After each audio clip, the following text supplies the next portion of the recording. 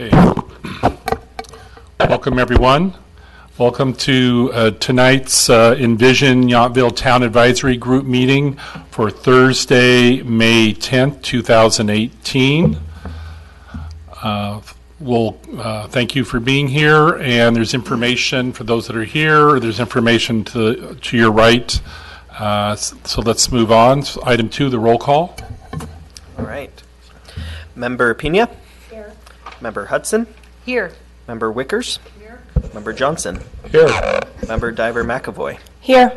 Member Chalmers? Here. Member Bradigan? Here. Chair Knight? Here.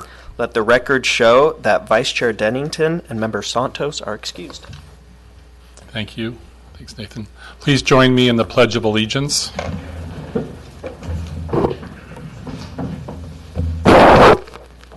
I pledge allegiance to the flag of the United States of America and to the republic for which it stands, one nation, under God, indivisible, with liberty and justice for all. Thank you. So we'll move on to item 4, which is the adoption of the agenda.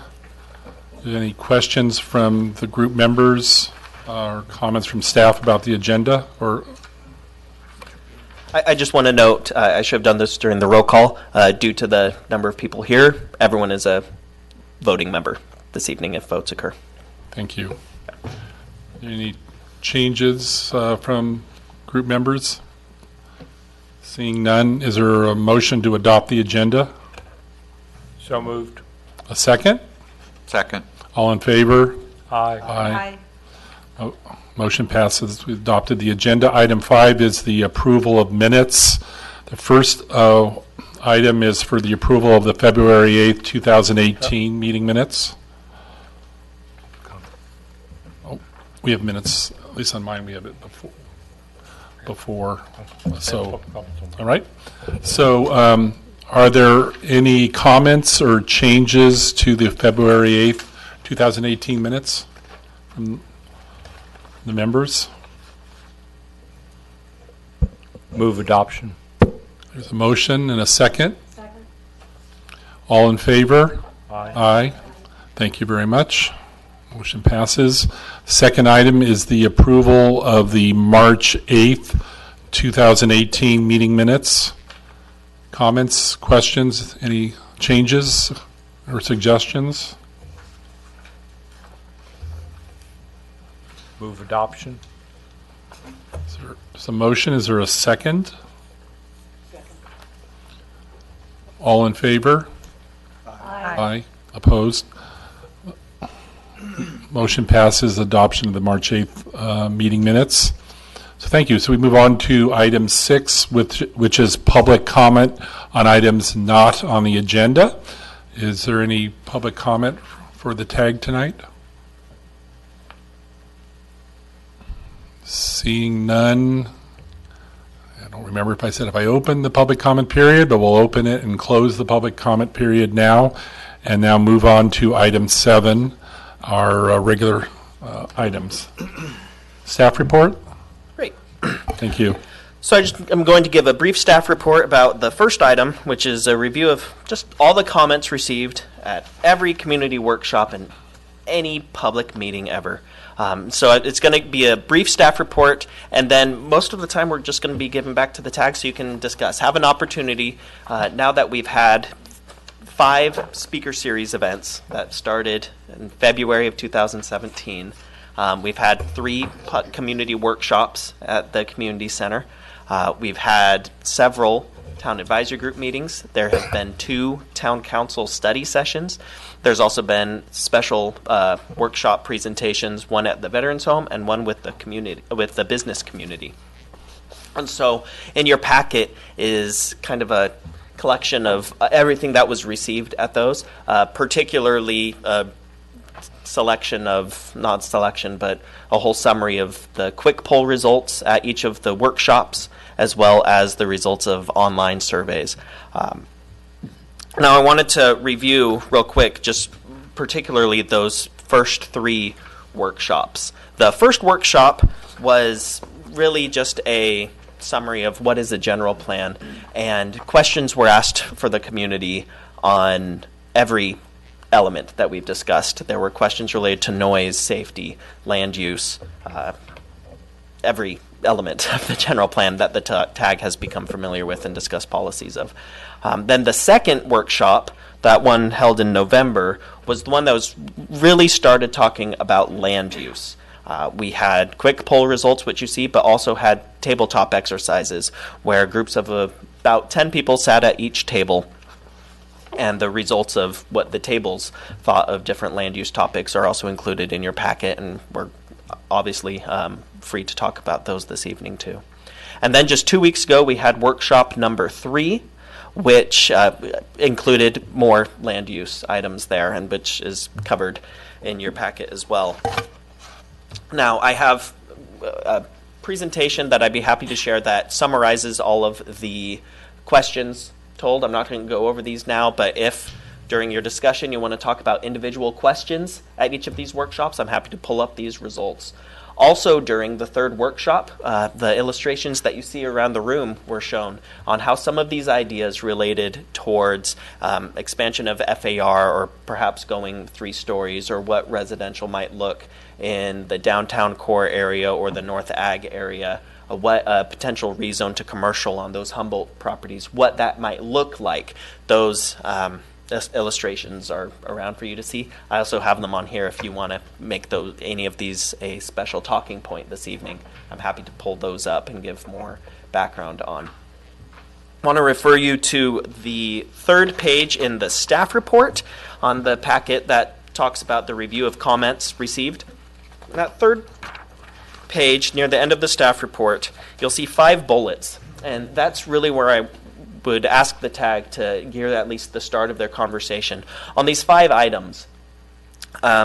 Based off of all of the different workshops and public input that we've asked for and received, the general consensus feedback, that's now the first bullet, is on the North Ag parcels, that it should remain a zoning designation of agriculture. That's been the general consensus that we've heard from these public workshops. Second, that priority options for new housing on private development at the Veterans Home should be the priority, and mixed residential parcel near the Catholic Church as another one. And there was less support for mixed-use apartments downtown. That particularly was made clear at the 3rd workshop that we received. And then also the community, we've observed, have mixed opinions on whether to allow 3-story structures downtown. Also, the community has mixed opinions on whether to rezone all 6 parcels there on the North Washington side, or only perhaps what we're calling the bookends, that north parcel across the street from Jessup, or the south one across the street from the French Laundry. And so I'd like the TAG to discuss that a little bit this evening too. And then lastly, we've received mixed feedback on Vista condominiums, whether it should all stay 1 story, whether they could all go 2 stories, or maybe just the inner circle. And so staff is now here as a resource for you. Christine and Sandra can hop in if there's anything that they want to add to. And we're really here. This is an opportunity for the TAG just to reflect on all of the public comment we've received during this whole process. Following these discussions, particularly these 5 bullet points, we'll move on to talk about the specific policies there in the huge matrix that's in your packet. But for now, we're going to talk about the ideas and not so much on the words of the policies until that next agenda item. So with that, we're here for you. Thank you. Is there any questions or comments about the staff report or for staff? I will comment. I appreciate all of the thought and detail that went into this, and I think that those bullet points at the end, I feel like I got the same sense of some of this, so I for the most part would agree. I feel like I've noticed a little bit of a shift maybe throughout the different community meetings and the surveys that we've taken, not only from what I sort of see in the community, but even in my own opinions in terms of what I would like to see. I think initially I was a little more open to some development and further development in certain areas, and now as I've seen public comment and noticed my own perspective maybe being impacted as you learn more information about what the ramifications would be, that I almost feel like I've reeled myself back a little bit in terms of what I would want to see us do, and rezoning things into commercial and allowing 3 stories and allowing building in some of the parking lots and things. I feel like I've seen a lot more community members who have said, whoa, we're in danger of losing our small town feel and some of those things that make Yountville special. I almost think we'd be better off to not go with some of these plans. I mean, I think these illustrations maybe were a little overdone, but I think I like the idea of letting the market dictate. And just like we've seen, for example, with Hurley's, Bob wants to retire and move on, so now that's going to morph into something else. And I think that we will see that with businesses that we have in, for example, the V Plaza, as vendors come and go and maybe they age out and retire and someone new wants to come in. I like the idea of some of the pop-up things that we talked about, but I don't recall that being in the community survey. But I like that when we talked about it in our last meeting, about maybe some temporary things that pop up and they're just there for a summer or a season. Thank you. Anyone else have so maybe we'll just take some general comments, and then we could, I have some specific like policies or ideas where we could certainly go through these bullet points, but maybe it's a good time just for general comments from the TAG members. Yeah, I think one of the challenges for the committee and maybe for the town in coming up with a document or codifying some of these things is that if we ask people what they want and what they want more than what they want something else, those are maybe challenging questions, but sort of easy to come up with. Say, I like this idea. I don't want to change this. I want to keep this. I like this a lot, and I want to have that. I think we make when I hear people talk about it, those decisions or those ideas that come to us are coming to us in a bit of a vacuum of what consequences does that mean? What are what's the impact of wanting that? If you decide that you want children or something, if you decide you want to not grow, but the town is required to grow, what impact actually does that cause? And so we're making the decisions without necessarily understanding the impact that it could have. The other thing I want to say, which may not be, that this might not be the right moment to do this, but as we're getting, it feels like we're getting toward the end of some of the meetings that we have, and so I was wondering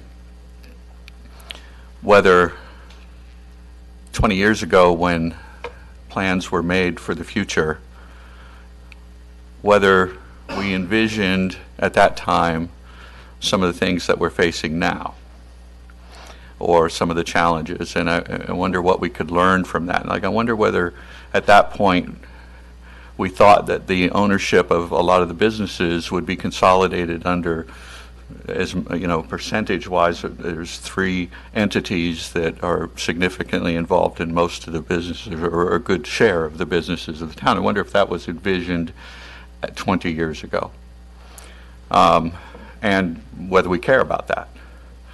I wonder whether town residency and occupancy and the percentage of people who actually live here full-time Has it changed over time? Would we care if it changed? Would we care if it reduced and it became a place for vacation homes, as some places have been? Some tourist-based places have struggled with that. And South Lake Tahoe is one right now that's dealing pretty significantly with that. And running up into some things. Are we seeing early signs of that? And do we have anything to say about that? Would they have thought that there would ever be a consideration 20 years ago of the potential sale of the veterans' home land? Now, we're not probably on the cusp of that, but maybe in the next 20 years that's a possibility. And then what happens to that land? And then, how does that impact this town? So it feels like there's a lot of those things that are hanging out there, and we can sort of imagine what future we want, but we have to take into account some of those kinds of specifics that can change the nature of this town a lot.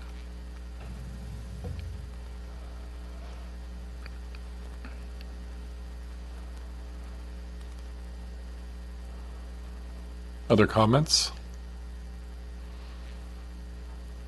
We're going to go through these specifically. We can go through, you're talking about in terms of going through the different elements or the bullet points first, or Well, I just want- if we are going I mean, we definitely, I definitely want to give up, I mean, I kind of gone through the policies and programs and have ticked off a few that I'd like to bring up. I mean, really, as we've talked about here, I mean, we're moving towards the end, and after all the meetings and all that, maybe to just come back and return to some of these ideas and be sure we're all on the same page. Joel, are you talking about the the 5 bullet points, or kind of, and revisiting? We could start with those. But just generally, maybe just in terms of responding to Verlin's comments. So I think, I was involved in the last general plan update, and I think when there's ever you go through this planning process, there's a lot of it, I think, is speculation. I mean, at that time back there, we had one property owner that owned, the Egan's, that owned all of the Vintage Estates property, and we didn't have Mr. Keller here, but we didn't have the growth of the restaurants. And so I'm generally, in reading through the policies and the flexibility just of what we've gone through, I'm very happy with it, because I think, except for a few issues that I have concerns about it, I feel like that one of the things that the staff saw that we talked about was through a cross-section of all the issues, talking about public education and presenting and providing more information to the community on particular issues. And so by our document emphasizing that there's more public education, then there's that opportunity, there's that support in our general plan for council members and staff in the future to kind of bring these issues back before the community, provide information to the community. And so I think, looking back in the last general plan, I mean, there was, when we saw one property owner owning most of the hotel rooms in the community, there's those inklings of obviously seeing that, but I don't think even now it's hard for us really to, it seems like it's difficult for us to really, even while we may see some of these potential changes, how do you actually put it into a document other than where I feel like in a lot of this language we've encouraged that public education be a part of policy development, and there's flexibility there for a council and the community to make changes as we evolve. And I appreciate your comments. I just think I'm curious now when you pose that, how you might suggest that we maybe look at in terms of our vision statement, or how do you suggest that we maybe try to bring a speculative perspective into what we're working on? Any thoughts? Or Well, on the first thing that I was talking about, I don't know how we get that information across to people as far as the consequences or the impact of the wants that are on the high-level want list. how do you come up with knowing that if you're deciding to do this, then you're also making an inadvertent decision to do these other things as well. And, you know, it sort of needed to be couched, I think, in a way that said, if you want this, how bad do you want this? Would you be willing to give up these three things to have that? To get an answer that made more sense than maybe just the answers we get about what people want.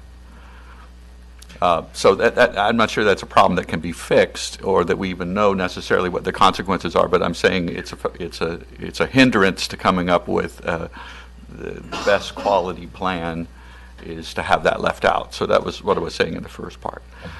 And the other thing is just, I'm not sure we have any control over if we had 0 long-term residents in this town, and it went to there, and it was just vacation homes that people bought and rented. I mean, would we be okay with that? And is what we have in here sufficient to have that not happen if we didn't want it to happen?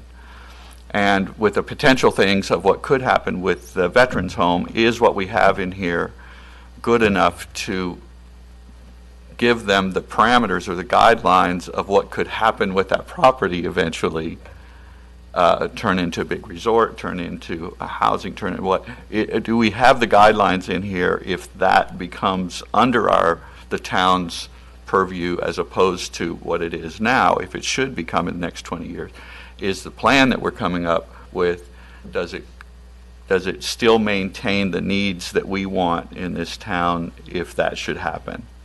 And if we think it does, that's fine. I'm unclear as to that on those two accounts. And the other thing is, do we care? You know, it seems like 3 entities right now, and I didn't know the history. Maybe if one entity was doing that before, now we have 3 entities that own maybe 75% or something of what the businesses are. That's a guess. I don't know. And Hurley's is an example of a change that has moved in that direction, I guess, brought it to mind. Is that important to us? Does that impact things in a way that we care about? If it doesn't, and we can't address it, or we should be addressing it, those were the questions I had. If what we're writing is addressing that adequately, or if we're supposed to address it in this, I think we should, and we should feel comfortable that we have, and that it's not important to us. I don't particularly have an agenda which way or other. I just want to make sure that we're doing our job. That's an interesting perspective, Roland. On the first part, did we consider the alternatives? And if you do this, what are the consequences? Right. Do you feel like we covered that in our discussions? I'm not sure that if we are forced to grow, for example, but we don't allow the town, you know, in what we're proposing, doesn't allow any more space to grow out.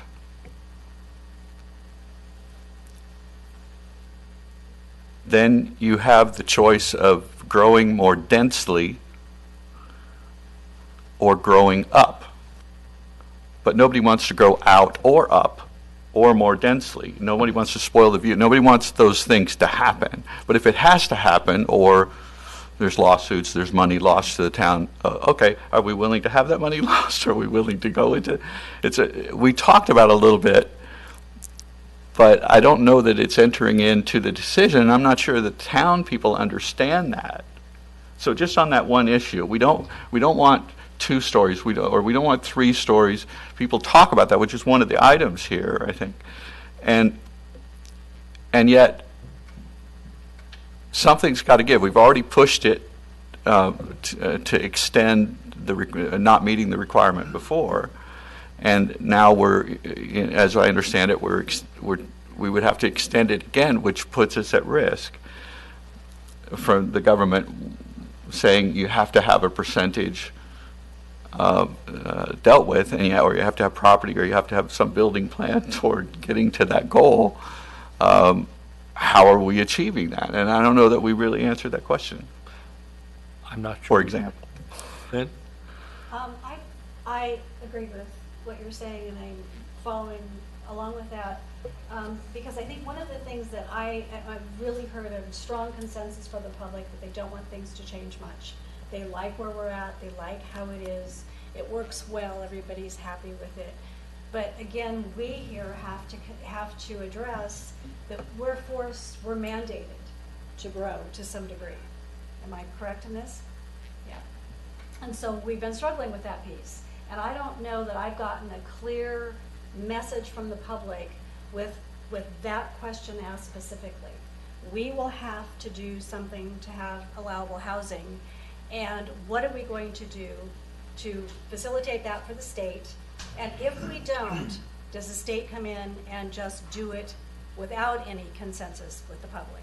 So that's where I don't have a good feeling about what our population here can say to us about that without knowing the answers Right. to those. So if they had a question, for example, that said, if you had to choose between adding a layer of a story to buildings or having changing the land use requirements of areas that the land now has, either north or south. If you had the choice of either one, either changing the way it's zoned, or if you don't change it, then going up, which would you pick? I don't know that we have the answer to that question. And I don't think that was ever presented as a question. So One second. I just want to let me take a stab at this, and then staff. What I'm hearing, and I think Lynn, what you're talking about is this perspective of where we have to grow. And I may be wrong, but and staff can respond to it. From my experience and involvement, the state is nowhere involved in wanting to grow when it comes forcing or discussing growth of commercial development. I mean, so and what's interesting about our discussion tonight is that the community is concerned about overdevelopment, but we want more diversity, but we've moved into this discussion of 3-story. Oops, sorry. Wow. I'm sorry. I usually turn that off. We move into we have this discussion about we've talked about this wanting diversity, but concerned about overdevelopment. But at the same time, where we've ended up with now is this concept of 3-story structures in just one particular parcel of town that's really 3 or 4 parcels owned by the same property owner. And so I think that's an interesting, what it tells me is that we do have the community saying stay the same, we're concerned about growth, but we've moved to a point, well, in order to possibly address diversity, this concept of 3-story structures and commercial, but has come up. But that's not something the state is ever concerned about. But on residential, I mean, there's housing issues and requirements that may force us to rezone property to allow it. And I don't know that the public actually knows that succinctly, Okay. that piece. But And also the growing up is you can use a residential unit on the top of commercial, and that can count, if I'm not mistaken, as part of what the state's requiring. Yeah. So it does affect that to some degree. Yeah, I think the state, as I understand it, it's not a zoning issue so much as it is, other than the zoning issue gives, you're able to use that as an argument for you're intending to grow in that area. You're able to use zoning as an argument that you're intended to grow, as I understand it. But as far as whether it's commercial property and you have apartments on top of as the second story or third story, that would qualify. That's just the density doesn't matter how dense it is. You're looking at numbers of specific outside entrance occupiable places.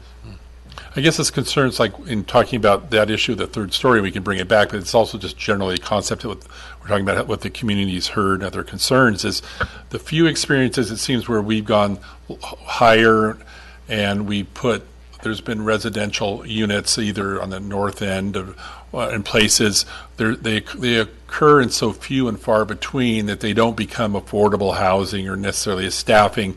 What they become maybe the Yountville penthouse for, I mean, it's like, are we going up and gaining, not necessarily gaining housing that we talk about in theory about wanting for the community? So there's that trade-off. We go up and then we get something that's not regulated by the town, that's a weekend spot. So anyway. I completely agree with what you're saying, Eric, and again, I'm going to just restate, I don't feel like we've gotten enough, I haven't gotten enough input from the town, the population here in the town, to say, yes, we're in favor of this, no, we're not in favor of it, or you get, no, we're not in favor of it. Okay, then how do we qualify? How do we satisfy the state, what the state wants from us? Without doing that, what are the other ways we can do it? And we're still kind of like, we're still to the point where we want it to stay the same. I mean, that's what I'm reading, that's what I'm hearing, that's what I heard at the workshops, that's what we're hearing. But we can't necessarily, we have to address this. It just seems to me that some of it has been, not to an extent that maybe we need to, but we're talking about North Washington, that going up as a way to solve some of the issues, the Vista condominiums as a way to go up, and I'm that brings me to a little confusion because it says there's a mixed feedback on the Vista condominiums. My recollection is it seemed like it was more positive than it was negative. And so I'm not sure that the terminology of mixed feedback, and also the same thing with the property across from Cindy Gates' office at the Humboldt, is that in the public's view was seen as very favorable. And when we discussed it here, it wasn't as favorable. So I think that there has been some, but I agree that maybe we need to look at, more of the density and going up. But I do think that there is some. And I find some of the terminology a little misleading, unless it's my recollection that's misleading me. So. I mean, when you talk about terminology, you're talking about some of the policy statements that you want to discuss or throughout tonight, or? Well, it just kind of ties in. Okay, all right. PJ, did you have? Yes, so unless I'm mistaken, I think as far as the housing requirements, we're way ahead of the game in terms of adding new housing in the above moderate income category, but between now and 2023, we have a deficit of, is it what, 4 or 5? 4? 4 units that we need to add between now and 2023 in order to satisfy what the state wants the town to do. For affordable. Right, for affordable housing. So it's not like we are talking about a huge need of development. We're talking about 4 units. And of course, within the general plan, we need to be prepared for whatever might come our way in the next 20 years. But I don't think we're going to be talking about astronomical number of units. So I think, maybe we are taking that a little too far, and keep it in context. I think it's important to keep it in context. We're just looking at a few units. And I think going back to, business diversity, and the public had maybe expressed a desire for some more local serving businesses. I sort of have a gut theory on maybe where some of that comes from, because I think we are hearing from a lot of people that, they like it the way it is. They don't want to see things be overdeveloped. But I almost akin people saying, I want something for me, because they see so much of what's being built in town for the tourists, and they feel as though maybe there isn't anything for them. And I mean, this is really taking it, out of context, but I think about like a little kid who's in the store with their mom, and they feel like they're not getting anything. And so then they start saying, I want that, I want that, I want that. And they don't even really know what it is that they want. And I mean, I know that's oversimplifying, but I think, back to what Verlin said, it's like you have to think about what are the ramifications of what you wish for. Sure, the idea of having some local serving businesses, that sounds really good. But on the other hand, I also love the way that Yountville is, that it's not overdeveloped. And you know what? I can trot 10 minutes up the road to go to Napa to do my businesses, the things I need to do. So do I want to see us add, a dry cleaner or a pharmacy or any of those kinds of things here? Absolutely not. Absolutely not. You were going to say something, and I also wanted to add a question for you, as you do. I thought that there's two issues, I think, one with the growth issue. One is keeping up with the percentage of affordable housing, but another one is the town does have to grow at a certain percentage. So over time, they're not able to just stop growing. If you decide to stop growing, they will tell you, as you mentioned last time, I think they just say, well, grow up then, you do it that way. Arenda's dealing with this right now. My son is getting encouraged to add a mother-in-law cottage on his house, to his house, because they need affordable, to show affordable income places, and they're encourage any homeowners that have space to build those. Okay, so let me just give a refresher on what our obligations are for housing, and then share how we've tried to address this complex issue as part of the general plan update. So it's the housing element that it was required to address how Yountville is going to serve the current and the future population. So we're always looking forward. And as part of that population, we have to look at the low income category, the moderate, and the above moderate. And the state requirement isn't that the housing be built, it's that there's suitable land zoned for that type of housing. And you look at what we've achieved over this housing element. And of our 17 units, we've met and exceeded our moderate and above moderate households. And that's easy. Someone can build on a vacant lot. It, by default, is above moderate in this area. What's a lot harder to achieve are those low and very low income. And while 4 seems like a very low number, we should have no problem achieving that. Well, what's the trigger to achieve that? Under our current ordinances and general plan, that's achieved with a subdivision of 5 or more units. A good example is the Staggs View Lane development. So we have 12 single-family residences, and we have an affordable fourplex. And that's because when you have that level of development, at least a minimum of 15% has to be affordable, up to 25%. So you sort of need those type of land opportunities. So when we first looked at how the town could grow in terms of housing over the next 20 years, we looked at vacant parcels where you could see subdivision, and we could see those numbers, and maybe it could start small and grow over time to meet what's needed. And we explored a whole variety of questions with that North Agricultural parcel, and one of the bullets is that we really didn't hear support for that. So this community is not ready to go in that direction. So we tried to rephrase it when we brought it back at different meetings. And the way we did it at this last meeting, we said, hey, let's start with the downtown, and let's talk about height and the aesthetics and the design of the community, try to understand what the community wants there. We came up with these visuals, try to see what 3-story might look like, and that would be an opportunity to get these low-income units. And the reason we could get those is because an apartment unit, if we're getting 5 or more units, a certain number has to be affordable. And it's by getting housing in numbers that you meet those lower income categories. So we first addressed the issue of the character of the community, the aesthetic of Yountville. We heard that, at least at that last meeting, there wasn't a lot of interest in going up.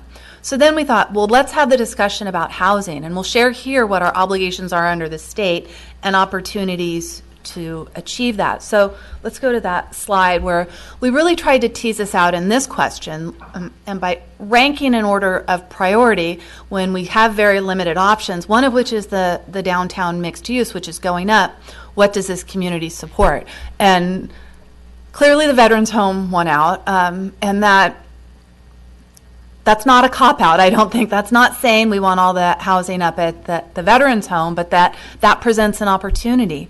And that's an opportunity because the Veterans Home itself doesn't develop housing, but if they partner with a private developer to do workforce housing or Veterans Home housing, that's the type of thing that we can count in our housing element as meeting our housing needs. There's a 2012 general plan that talks about private development, and so we tried to share that. So I thought that, and the mayor stood up and spoke how he's working with the commission, and this offers an opportunity, and that won out. And so we understand that. We're going to highlight that in this general plan. Then when we look at the next two options, we saw that the south mixed residential parcel, where it's a vineyard really converting to housing, was more favorable than going up downtown because, and I think that's because of the aesthetic, that ground level units that are houses and some mixed use is more in character than going up. So we came back to this question. I personally thought we'd see number 2 go up a little higher. When we were just talking aesthetics, there wasn't a lot of interest, but now when we're talking housing, I thought it would go up, and it didn't. So I think we were trying to let the community know of the consequences, ask a question once, and then reframe what we're trying to ask and come back to it. So that's where we're at with housing. And housing is something that we have to address in the general plan. Sandra, we don't can I have to ask- address commercial. So and I'll come back to you in just one second. So the community doesn't have to say we want more businesses. But one thing we've heard from the community is about the character is, could we get more things that residents want? And so we tried to tease out, well, if we're able to do that at a greater density for these types of uses that we may be missing, is their interest? And it was mixed there because it's hard to really understand. You look at the visuals, maybe that's not exactly what you want, even though you may like to have a hair salon you can go to or something like that. So, Verlin, I'm sorry, but I forgot your question and all of this. That's fine. And then, please, PJ. I just want to. I'm sorry, the second part of that question was just, is there a requirement, there is a specific requirement to continue to grow, right? Or do I have that wrong?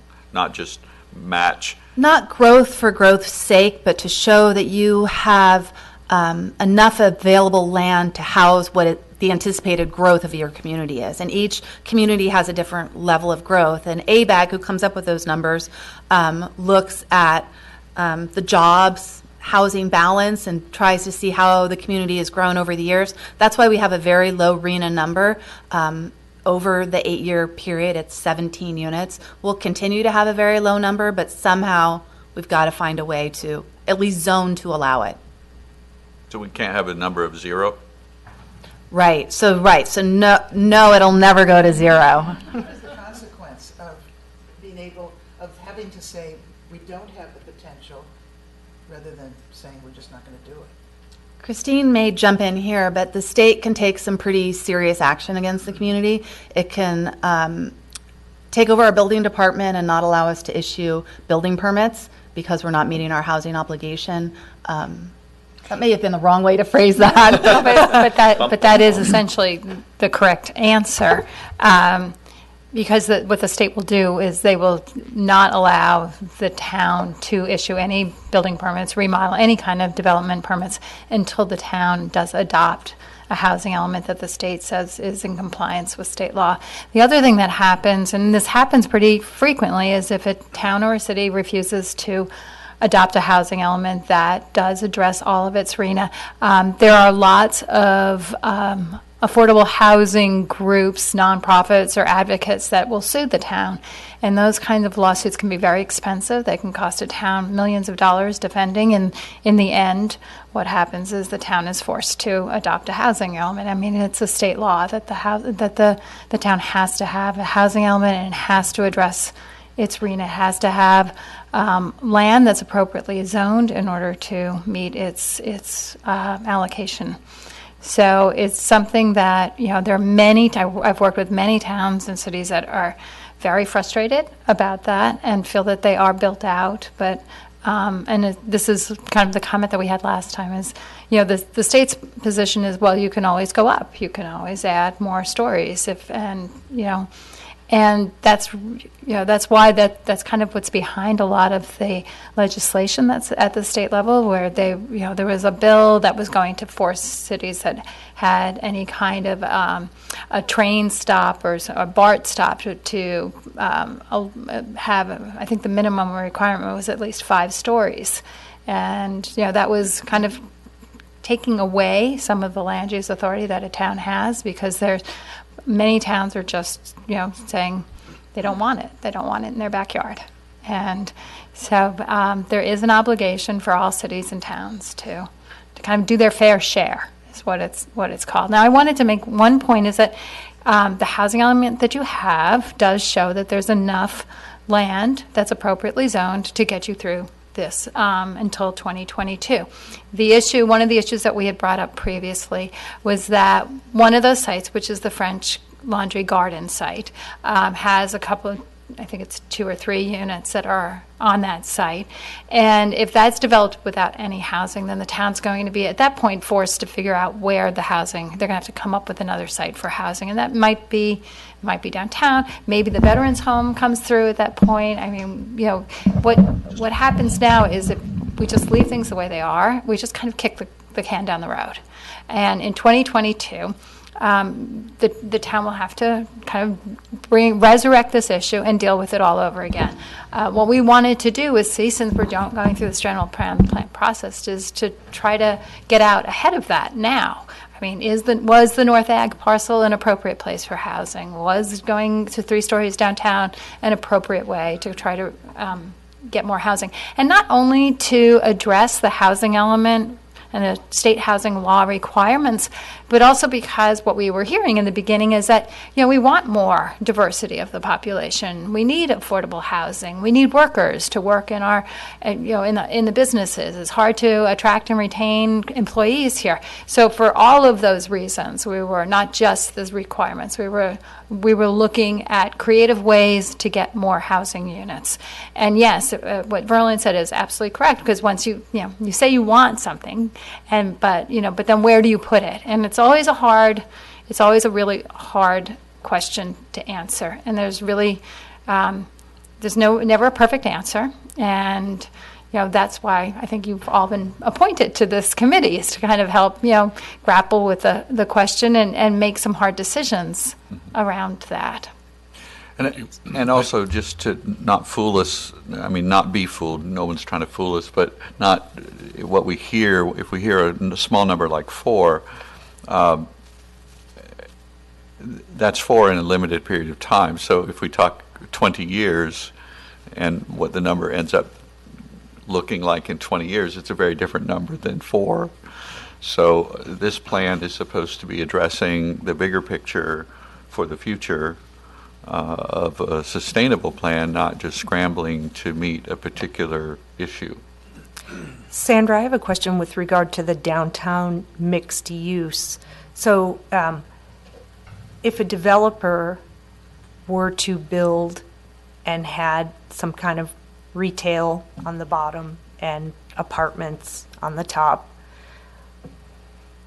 they aren't required, or can they be required to build units that fall into the low and very low income? I know they get subsidies or what have you if they do, but can they be made to do so? They could be made to do so if we determine that 3 stories is the way to meet our housing obligation. And it would be to amend our code. Our code requires affordable housing whenever it's a subdivision of 5 or more parcels or 5 or more houses that are being constructed. So it could apply to 5 or more apartments being constructed. It doesn't now, Okay. but that is equally a way to satisfy that So, requirement. but if they were only building 4 or something, then they wouldn't necessarily have to have any of them, correct? Is that right? Correct. Okay. Because I'm just thinking, I'm kind of a realist, and I'm just thinking that a developer that would be developing something downtown, I mean, hey, that's like the happening spot. They would want to build, like Eric was saying, that would be the penthouses that would, be charged a premium for visitors or people who want to come and hang out in downtown Yountville. Right. So that 5 minimum number can always be changed. It doesn't apply to apartments now. It may be that is a lower number. It's something that can be explored in further detail. Sandra, is that number changed just before the council? Or does it need public approval to change?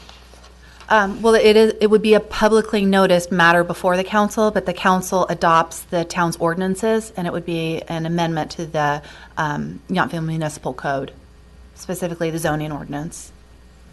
So I have a couple of comments I'd like to make after listening to the various TAG members' feedback here.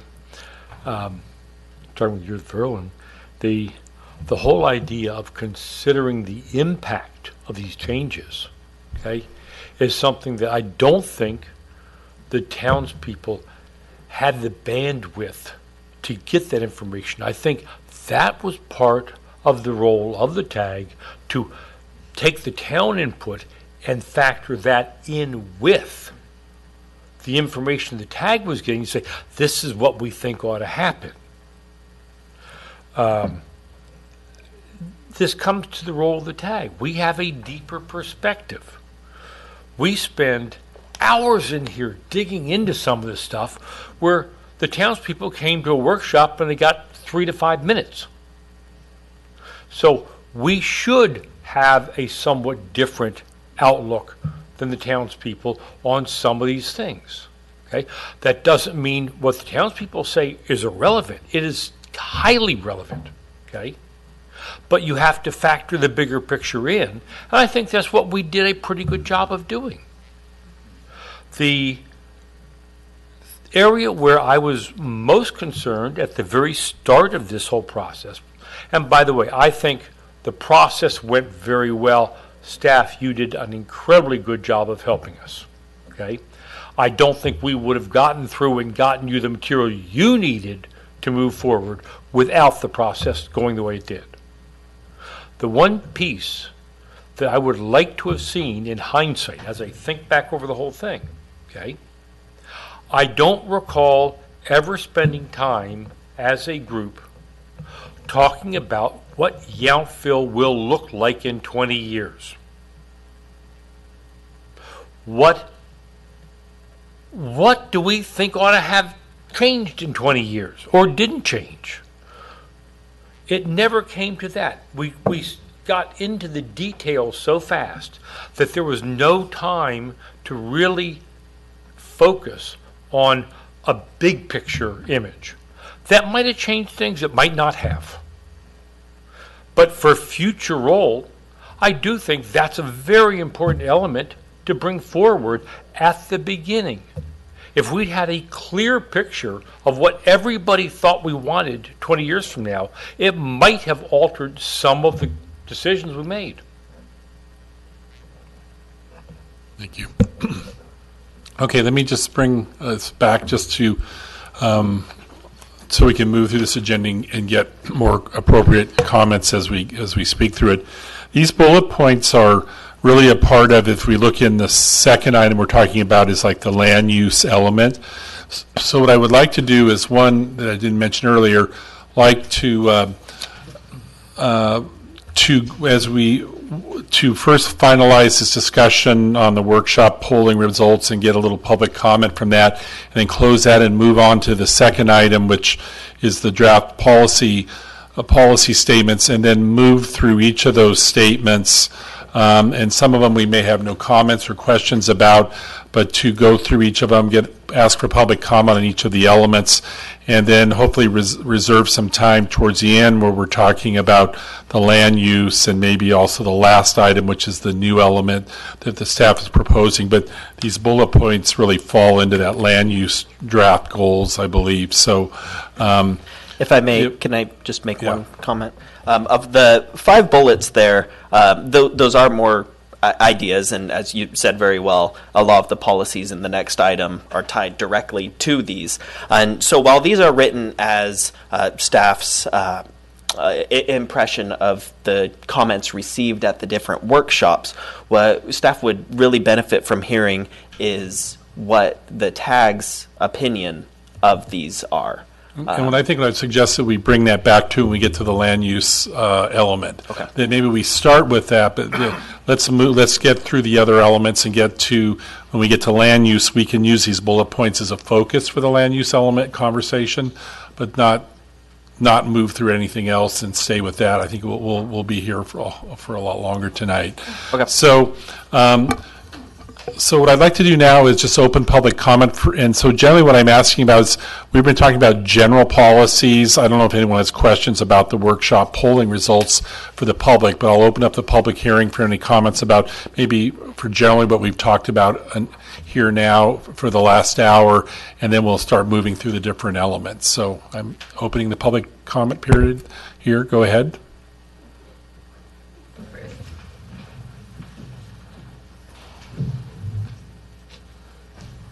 Hi, Mike Zagorczyk, 1953 Yountville Cross. I like the center stage setup you have here today. I just wanted to comment on Lenny's comment. In terms of the amount of information that's been passed on. Obviously, I've been to a lot of these, so I now have probably a master's degree, I think, going from a bachelor's on this process. But I thought that the staff did a really good job in the last workshop highlighting some of the dependencies. It's a lot of information, and they really took a few minutes to talk about the trade-offs in the housing element. So obviously, as a person that was looking around and talking to folks afterwards, I think the issues came through pretty clearly. They really distilled some of the issues well, and specifically distinguishing the housing element as a living document that gets updated versus the general plan. And the general plan being one that says, this is what we want our town to be, this is how we want to steer it. And knowing that there are influences coming forward through the housing element that we need to consider at the appropriate time. So I think as a member of the public and getting that sense, I really sense that the debate and the dialogue you heard was inferred pretty effectively. So I just want to share that. Thanks. Thank you.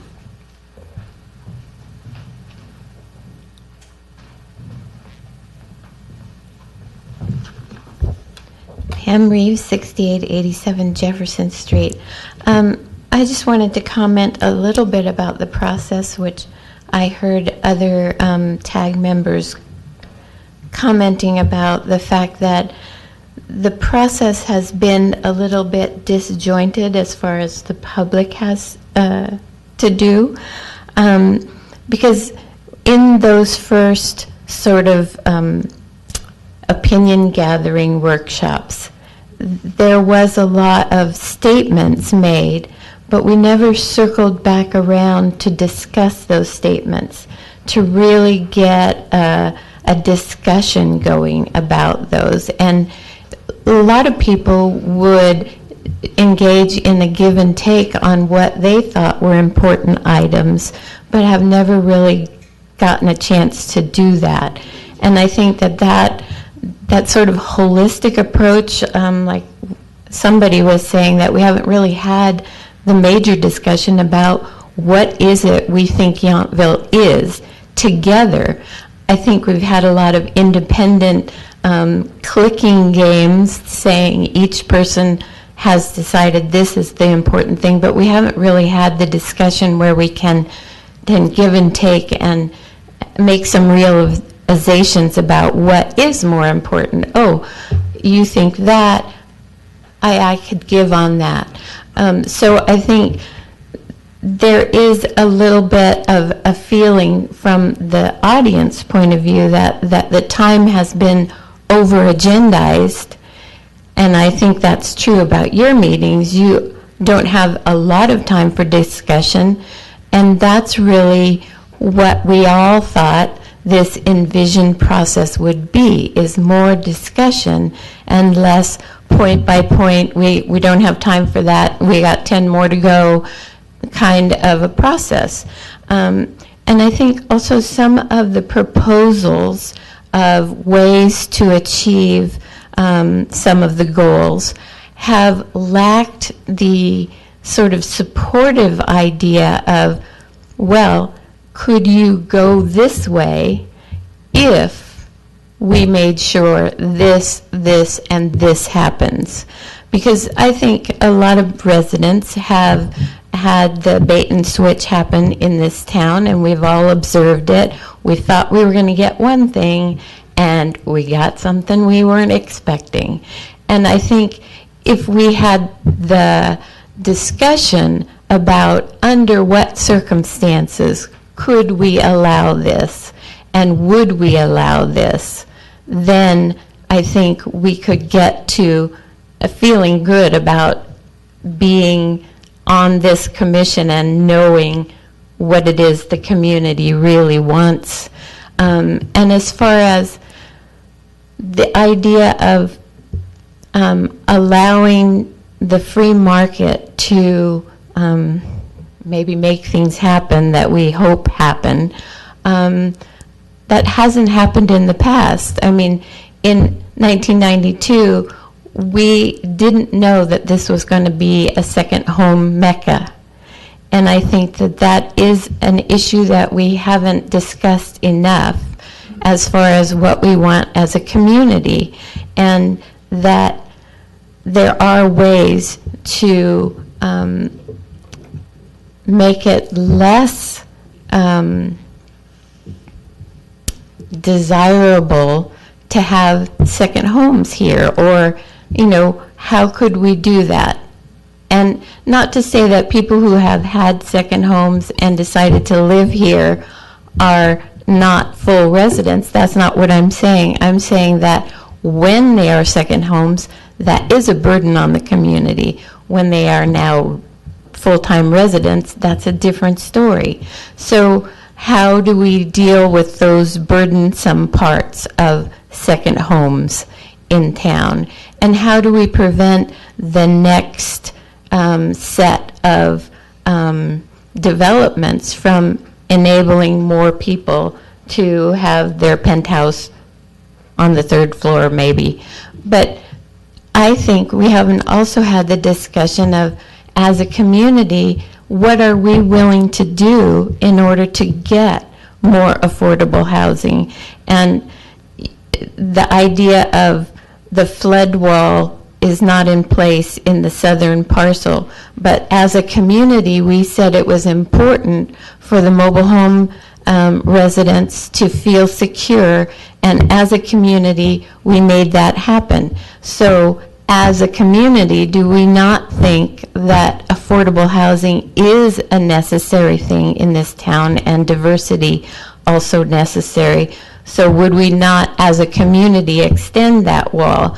Those are the kinds of discussions that I think we haven't had, so that it makes it more realistic for us as residents to look at each of these items and say, oh yeah, I think that could work. But if it's just these renderings, which are kind of East Bay looking and not Yountville looking, I think a lot of people reacted to that and felt like, whoa, that's not Yountville. So I think we have to be very careful about what is it we thought we were getting. Thank you. Thanks, Pam. Are there any other comments? Oh. Very quick one. So I'm Luciana Duarte from 1953 Yountville Crossroad, and I just wanted to say that in the beginning of this process, I did feel more like Pam just expressed. I think that there was a little bit more of perhaps a direction that, you know, we were being kind of guided towards. But I have to say in this last workshop, I feel more like Mike just expressed.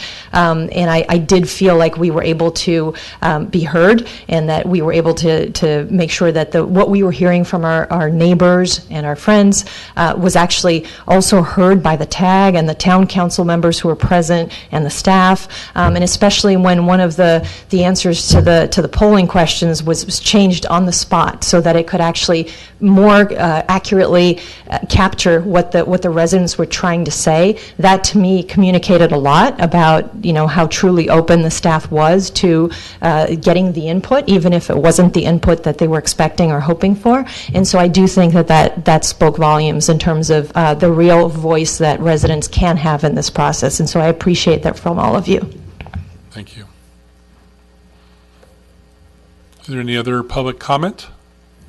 Seeing none, I'm going to go ahead and close the public comment period. And then, so generally, in terms of this item on the polling results, does anyone have any questions or comments about the polling results?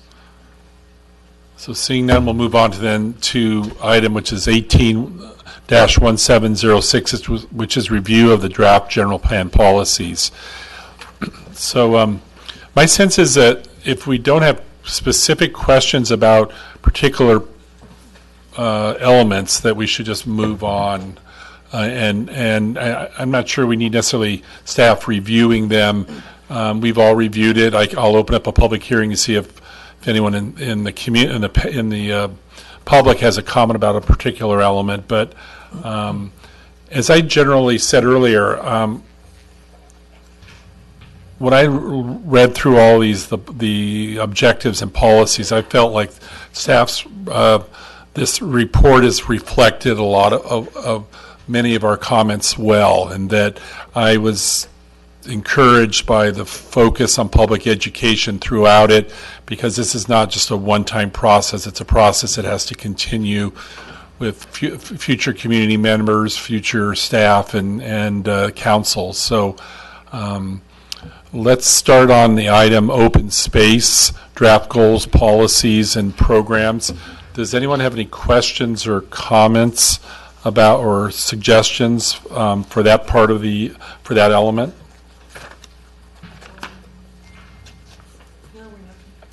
So we're in our, are these all, yeah, that's right here. I've got that. I'm sorry. I have.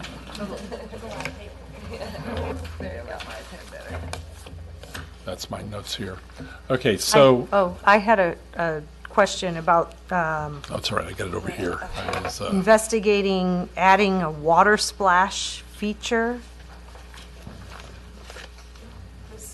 It was in the staff summary report of comments from Parks and Rec that they were interested in exploring that on page 3 above the conclusion.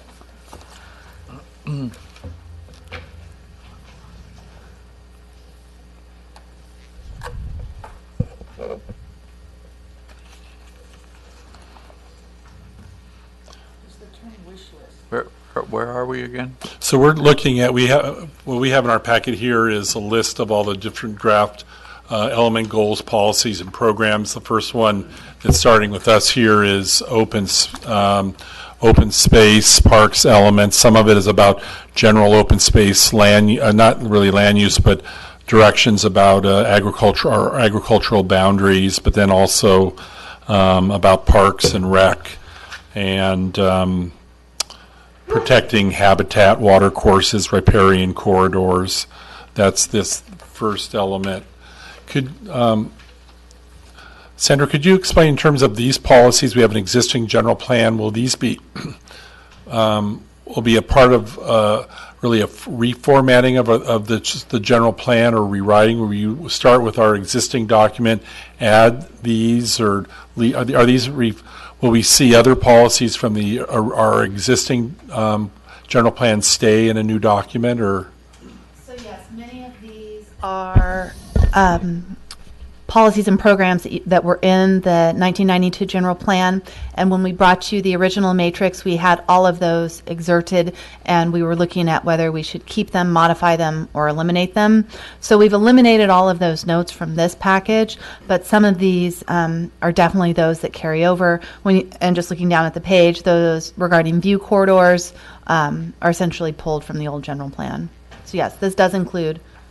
1992 general plan policies. Okay, so in terms of timeline, 3-4 months from now, we'll see a new general plan with these program and policies folded in, and we'll see a complete document, how each of these draft comments fit into the larger document that'll include our vision statement, and we'll see that in 4 months or so, or Go ahead. Okay. We're thinking we'll have a draft ready by August at this point. And so what you'll see is, yes, the vision statements that the TAG's already approved, these policies and programs that are in here, and as if we make any changes, and then we'll go to the ZDRB or the council want to make any further changes. And then there'll be text and maps and lots of illustrations. So the old general plan will be gone at that point once this is adopted.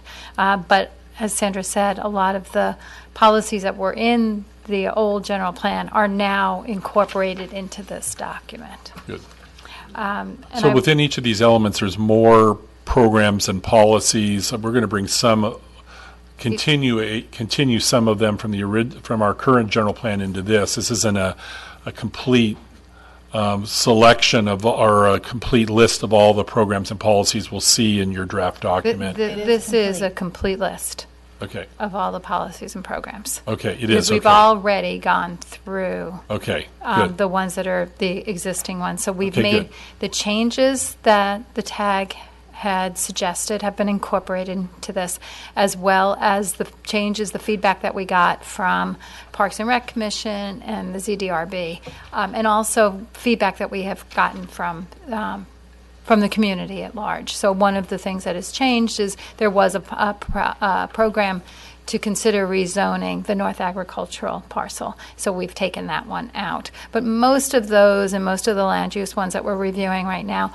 are the way that the TAG had approved them. And so we just wanted to kind of, now that we have the full breadth of community input, we wanted to come back and kind of just give the TAG an opportunity to kind of revisit it and say, oh, well, do we really want to, maybe we want to change our mind about, should we do second story on Vista condominiums in the interior ring only, or should we consider the whole thing? So that's why we're bringing them back one last time. So as a result of the last workshops, have any of these changed from what we looked at earlier? I think the only thing that we changed is to take out that one specific program about consider redesignating the North Agricultural parcel. The rest of them are we've left the same as the TAG had approved them. But again, now, like there's the policy in here about going to 3 stories in that one area on the west side of Washington. So now that we have that feedback from the workshop, if the TAG wants to kind of reopen that and reconsider it, that's why we're doing this. We have that opportunity to do that now. Okay, thank you. Thank you. Thank you very much. Okay, so looking at where we're at now in terms of the open space policies, are there any comments or questions about this element from the TAG?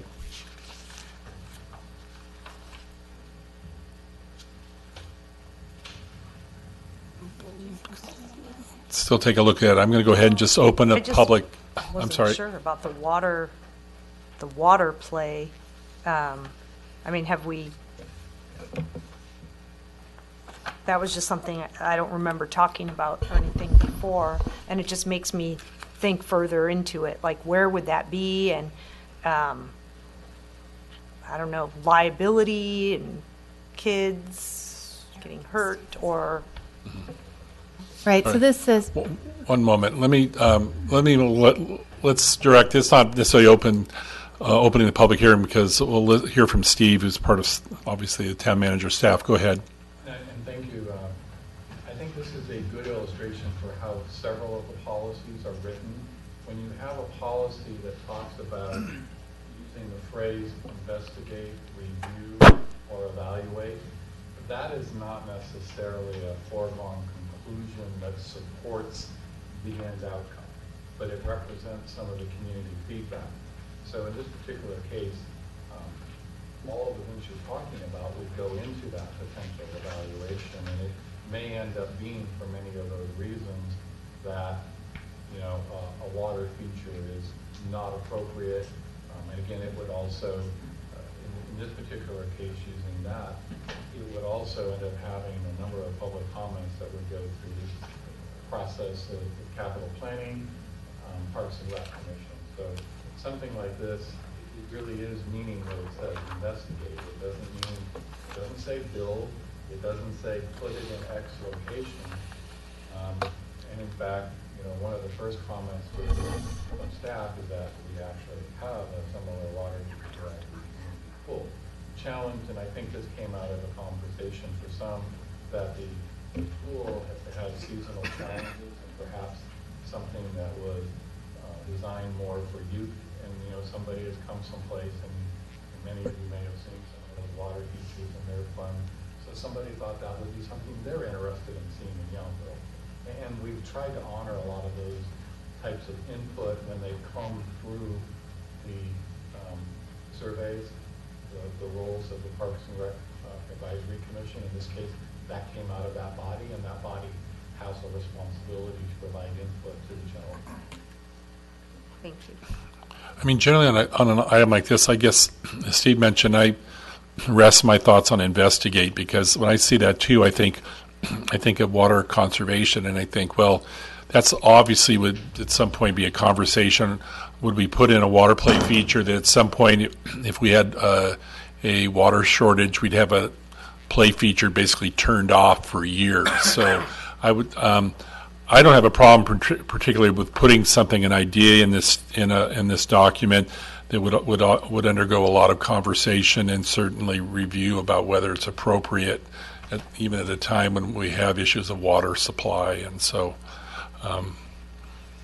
are there other comments about any of the other of this element? Any suggestions for changes or comments for staff? I'm going to go ahead and open up the public hearing for this particular element, the open space one. Are there any comments from the public on this one? Thank you, Pam.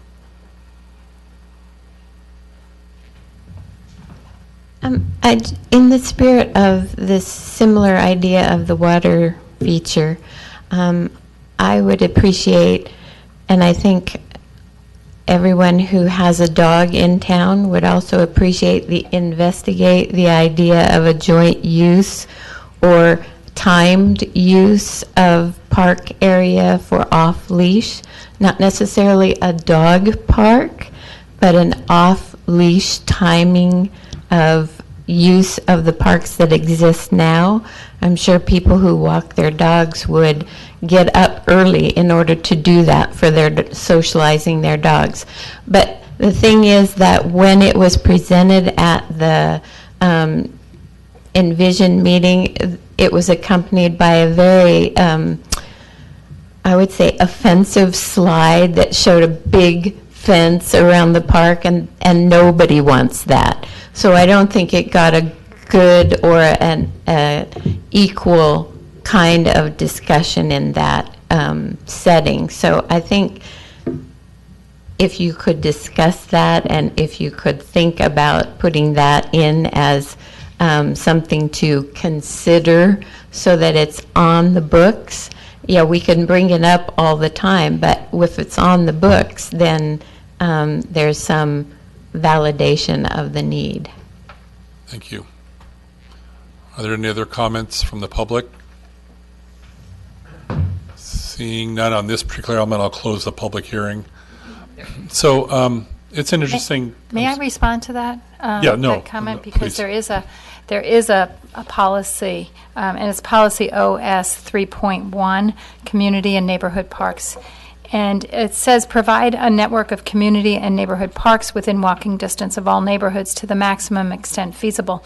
And then the second line addresses that and is one of the reasons why it's in this policy. As appropriate, identify and evaluate potential new recreational and programming uses within existing parks that are not detrimental to existing developed park uses and locations for additional neighborhood parks and recreational uses. So that does encompass the idea of having some kind of off-leash use at specific times. We add that specifically in there? I mean, if we're able to speak in such specifics about a water feature, could we add that specific in there to include that terminology?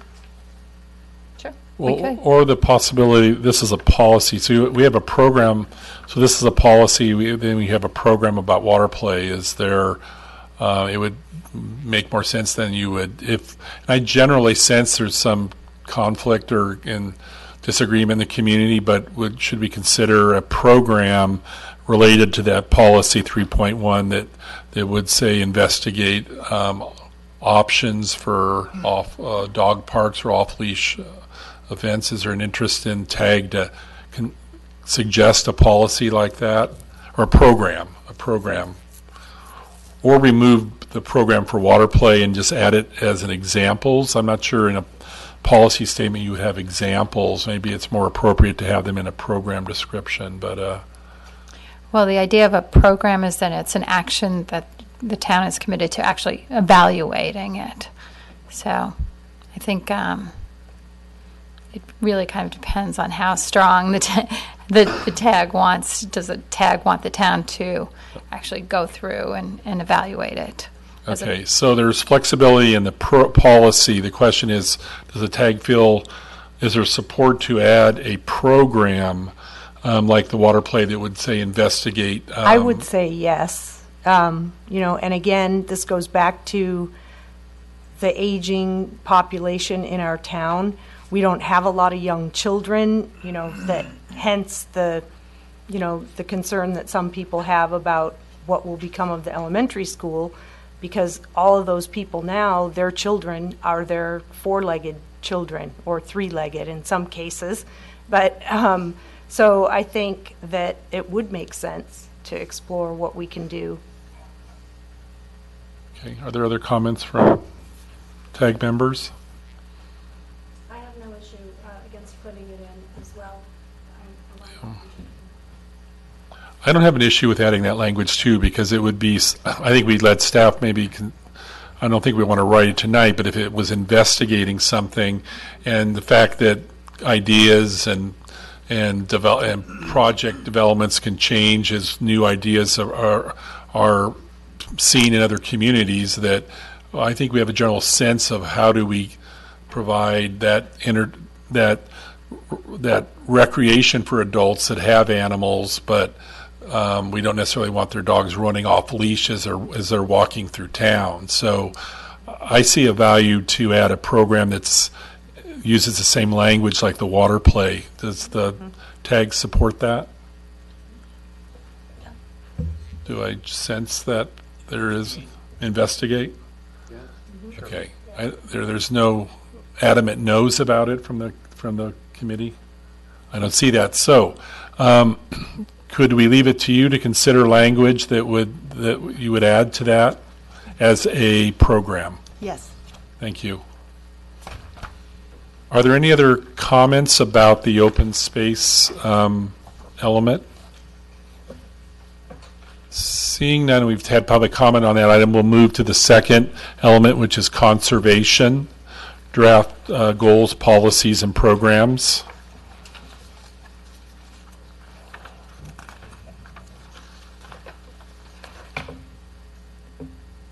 Most of these goals are focused on protect and improve air quality, prevent erosion and protect soil quality, provide adequate water supply and protect water quality, protect and preserve trees, native vegetation, preserve and protect archaeological and cultural resources, engage in environmental stewardship that promotes utilization of resources in a sustainable way, with a number of policies related to that, including public education. And I appreciate that staff has added that to that program as well.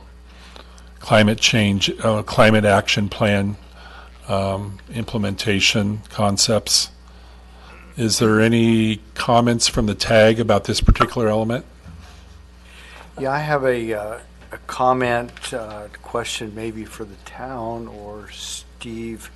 When dealing with toxic chemicals, I've had many conversations with Joe, and Joe and I are at opposite ends of the spectrum when it comes to Roundup. And I don't know if there is specifics in the town as far as the way they do things, what is listed as toxic and what isn't. There is a tremendous amount of research, and I know Joe has the opinion that there's as much research that say it's harmless, but I just didn't know where the town, what it has in its policies or what it has as far as what is considered toxic that we're using in the town on the parks where children and animals are and adults are enjoying themselves. If I could on that one, the Parks and Rec Advisory Commission gets a report. There's actually a very detailed policy that the town has with regards to what is used. As far as what's determined toxic, that is the town uses the state, federal government uses determinations rather than ours. Based on the input from the Park and Rec Advisory Commission, the policy, we use a very low level, and I think we're down to less than on a total usage of what would be considered 6 gallons, and what is the equivalent of Roundup. So there is a fairly comprehensive policy. I don't have it off the top of my head, but it is reviewed, updated, and it's one of the items that the Park and Rec Advisory Commission provides direction and input on. That the wholesale reduction on that has been going down, and again, as the state and federal government takes action on Roundup, that may or may not even, that could be further curtailed as it's going. So our staff has been looking at replacement and alternatives with that and reducing the frequency and use of Roundup. Okay. So in program CN, it's page 2, CN 3.4D and 3.4E, integrated pest management and fertilizer use, continue to utilize integrated pest management techniques to reduce the use of potentially toxic chemicals, and under a description of fertilizer use, continue to encourage the use of organic soil amendments to replace chemical fertilizers as practicable on public and private property. So Roundup is not a fertilizer, but in terms of integrated pest management techniques, there's language here that encourages the use of to reduce the use of potentially toxic chemicals. And I'm assuming what I sometimes read and hear about Roundup, we may find at some point in the near future there may be more restrictions from the state than less restrictions on the use of Roundup.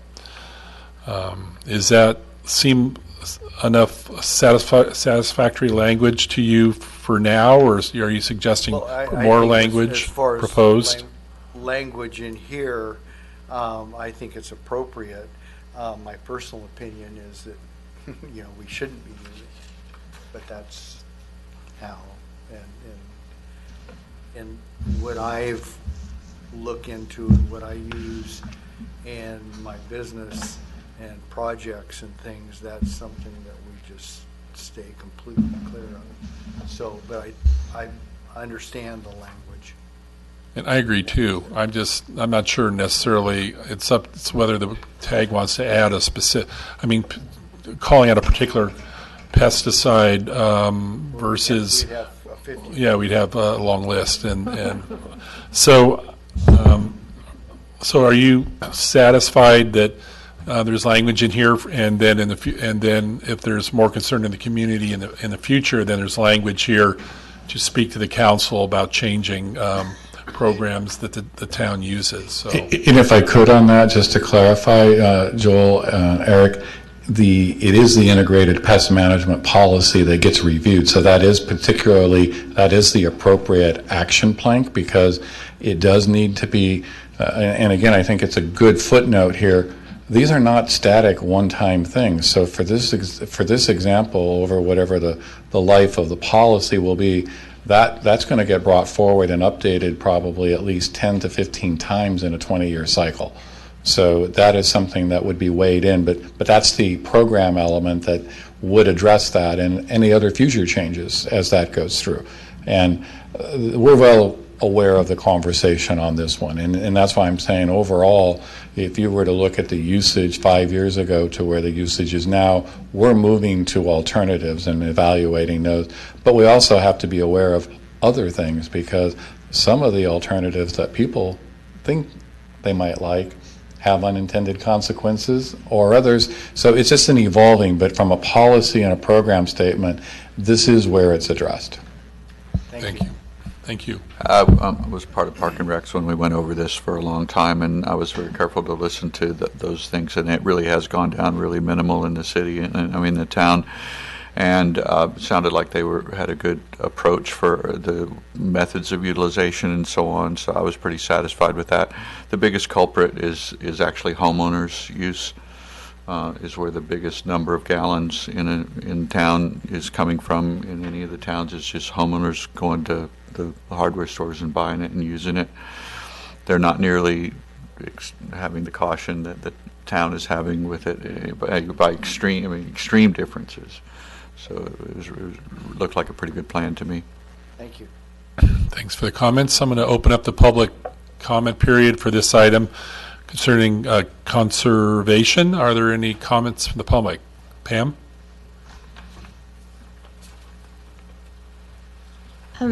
On that same issue, I was wondering, this seems written especially from the point of view of what the town does, but it feels like, to your comment, that if we could put some language in there to say that Yountville is committed to sustainable practices and use of organic materials, and that there should be some educational program for residents to advise them on the use or the non-use of certain things. I think this is a great place to put it, and I would say that one of the huge users of glyphosate and Roundup products is the cemetery. It's like a desert wasteland there because they spray every year in their little paper suits, and it's not a great thing for, I mean, we state that we don't want any runoff, we don't want any water contamination, but that place is really overusing that kind of a product. And if we could put something in the general plan that says that we'd like to go towards a much more sustainable and natural approach to vegetation control, that we could also put an educational component as a program. I think Pam's going to be very happy because program CN34F is public outreach, which says encourage residents and businesses to use non-toxic alternatives to toxics, pesticides and rodenticides, and consider restricting the use of toxic chemicals as warranted. So the language is, I think, there you might look at a massage. And to her other point, program 3N34G talks about a public education program. Is this a new program that isn't in our general plan, our current general plan? Yes. Thank you. That's excellent. I hope that answers Pam's response. And because just as we were talking, I was thinking, as Verlin said, that where public education is important is particularly properties that are bounded by Hopper Creek. I mean, it seems like the town could focus on public education for those. I let a lot of vinca grow up, and vinca is a non-native species, but it's probably would be a good idea for the town in terms of, as we read through this document, protecting our waterways, that we encourage people that live particularly along the waterways not to be using Roundup along creek edges and all that, because it only will, directly contaminate that waterway. And it's been a few years, but years ago we watched fish spawning in Hopper Creek. So maybe someday that'll occur again, and we should try to encourage that. Thank you, everyone, for your comments. I'm going to close the public hearing and move on to the next item, noise. I'd like one more comment. I'm sorry. Just very briefly. On public education, I think we should look at the language, because most people are going to look at that and they're going to say, well, we don't dump anything into the water supply. We spray it, but that's not dumping. And I think terminology has a great effect on how people perceive certain programs. Maybe change it to say impacts on water quality caused by the usage of toxic chemicals or adding. And we can make it a broader, I think if that's something your interest, staff, we can make it a broader, more general, because the idea is to work on public education in a number of areas. I mean, we're seeing and supporting that kind of a concept, because it's definitely necessary. Thank you. Got those comments?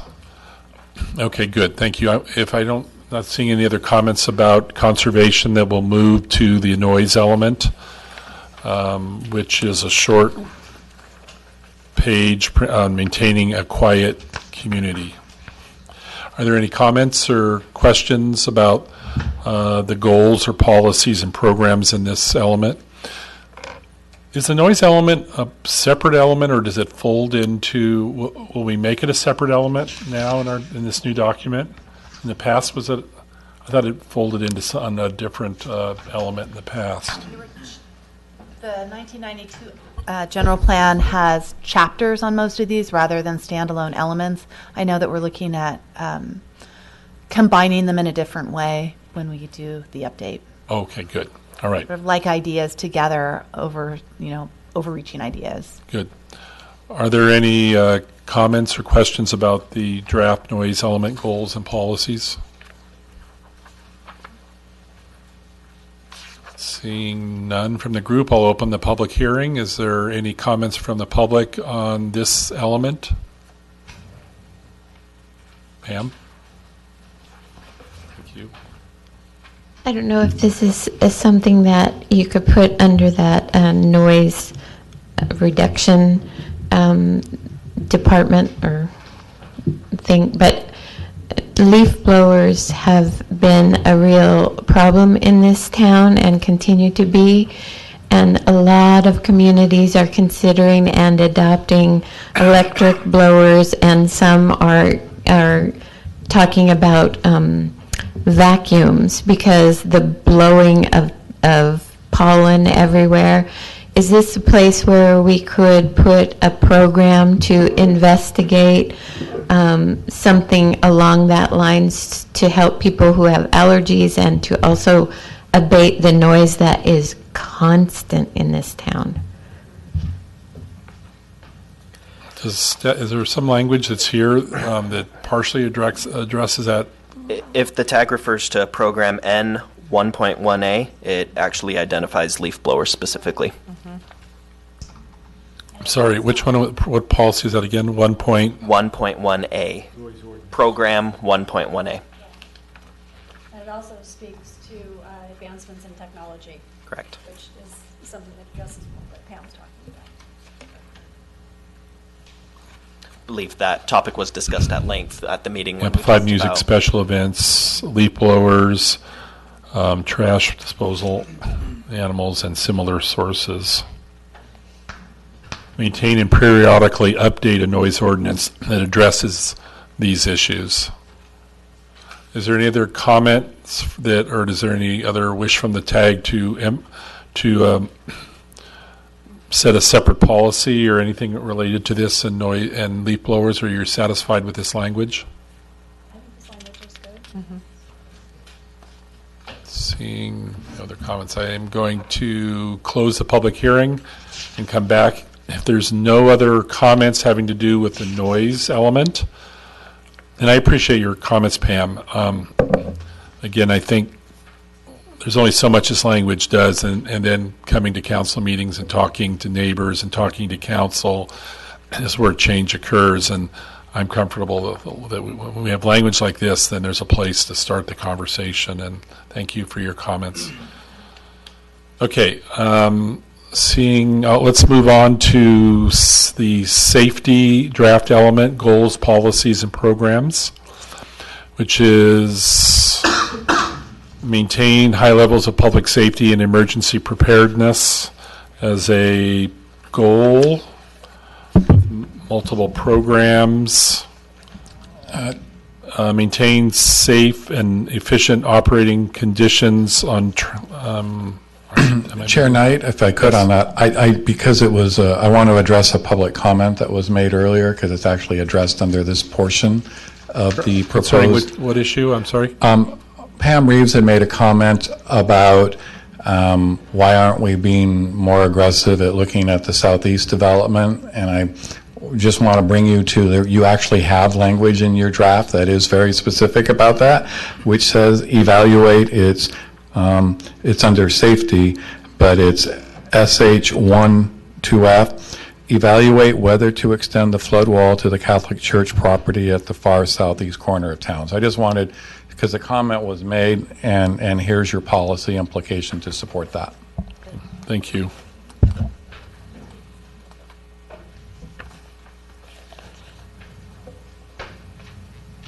Okay, so this is broken up in safety and mobility. The first item is the draft safety element goals.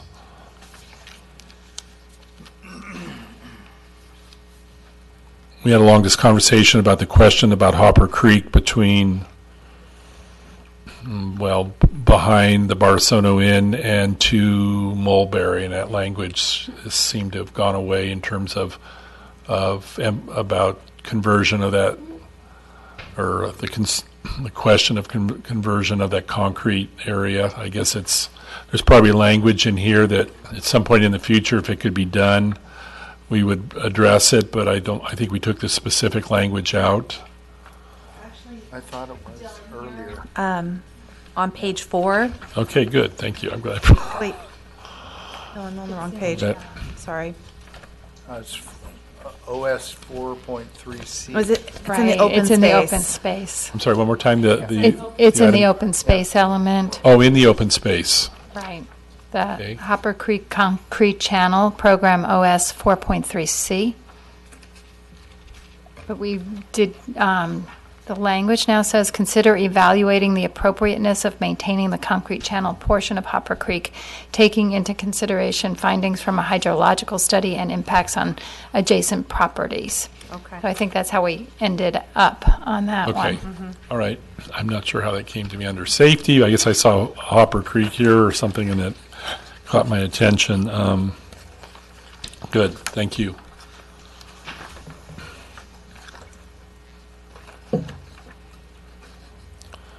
Are there any comments or questions about the safety draft?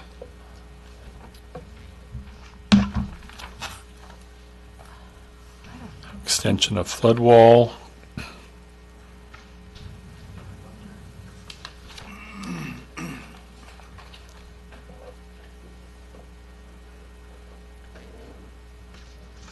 I liked seeing the emergency shelter program, SH 1.7C. I thought that was good to see. 1.72.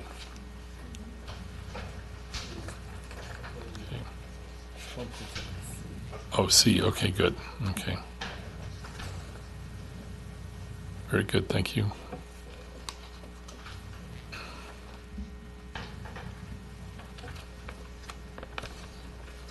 Okay.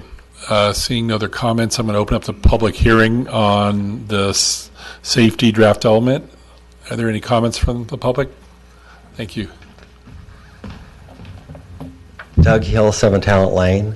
There are 5 of us here who live on Talent Lane, and we're curious about the, let's see, we have it, Mesa Talent Lane Storm Drainage Benefit District, and we're not aware of what the issue is, so maybe that could be explained. Steve, would you like to answer that question? Yeah, briefly, that's a very old, and it was put in place as a funding structure when some of the parcels were developed to help some of the existing drainage. So it's not an overly active program. It's an existing with a small funding structure more now to maintain what was put in when that property was developed.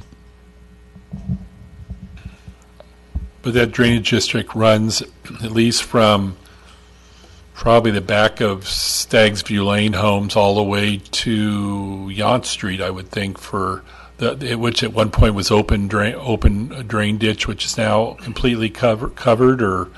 That's my understanding, Eric. That's pretty correct. And I know there's some folks that are looking at possibly subdividing some of those existing lots. So when we look at that, there may be some funding structure to look at making sure those tie in. But yes, basically it's moving the water from that area into the Beard Dutch Canal for drainage purposes.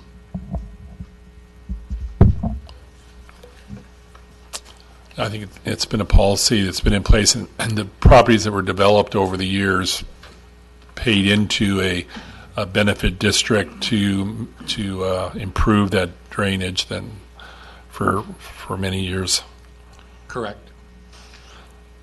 So the public hearing is open. Is there any other comments from the public on safety, the safety element?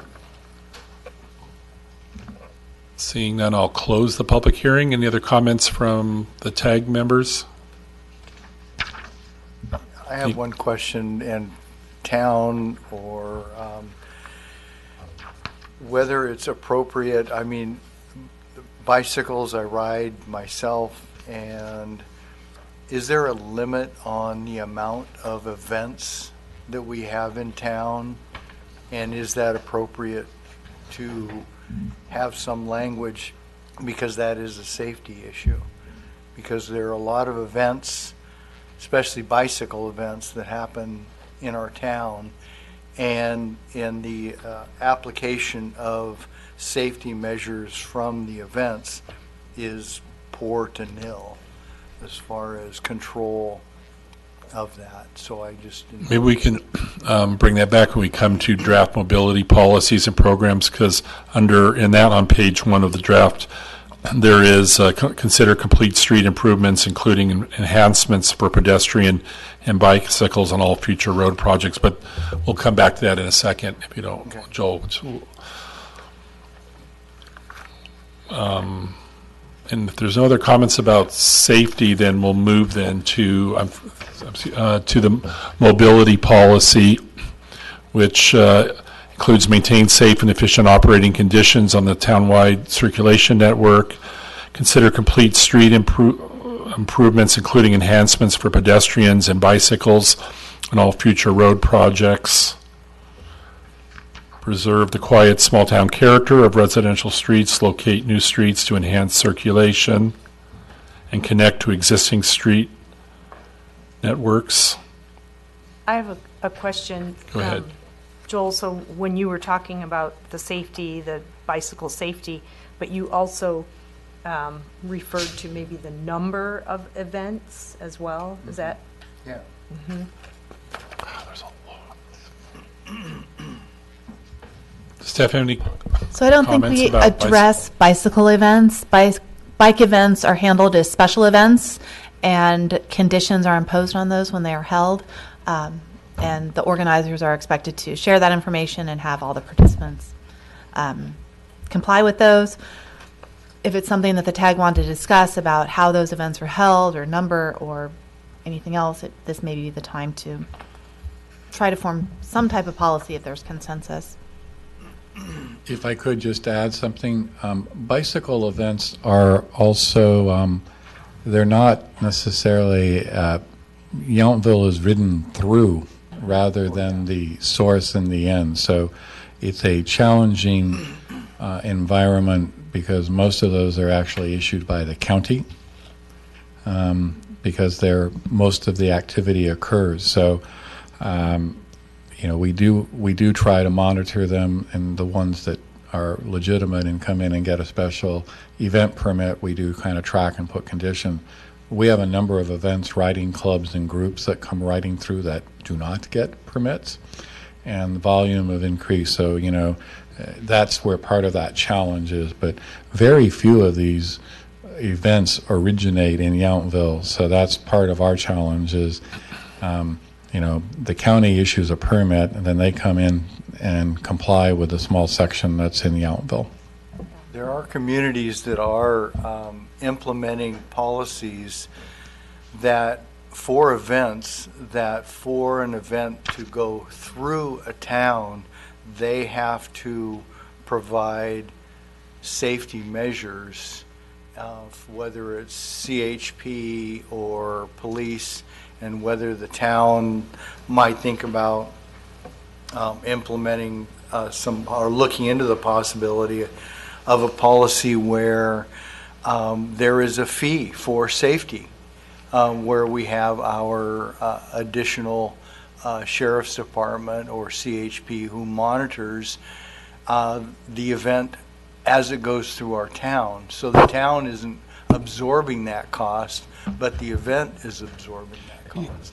To that point, and I'm going back to Mobility 3 under Preserve the Quiet Small Town Character, there may be the opportunity for us to, just to clarify, but we have one about traffic flow and traffic control, but maybe we could add one that talks about a little bit of the integration with not only bike events, but walkathons and things like that. So I think, I'm not sure, I think we can find a spot that kind of addresses that, and perhaps, evaluate language to look at how we might try to minimize the, I see it two things. I see a safety impact, but I also see it really being, especially when you start talking about the number of events, that gets more into the residential quiet and character. Yes.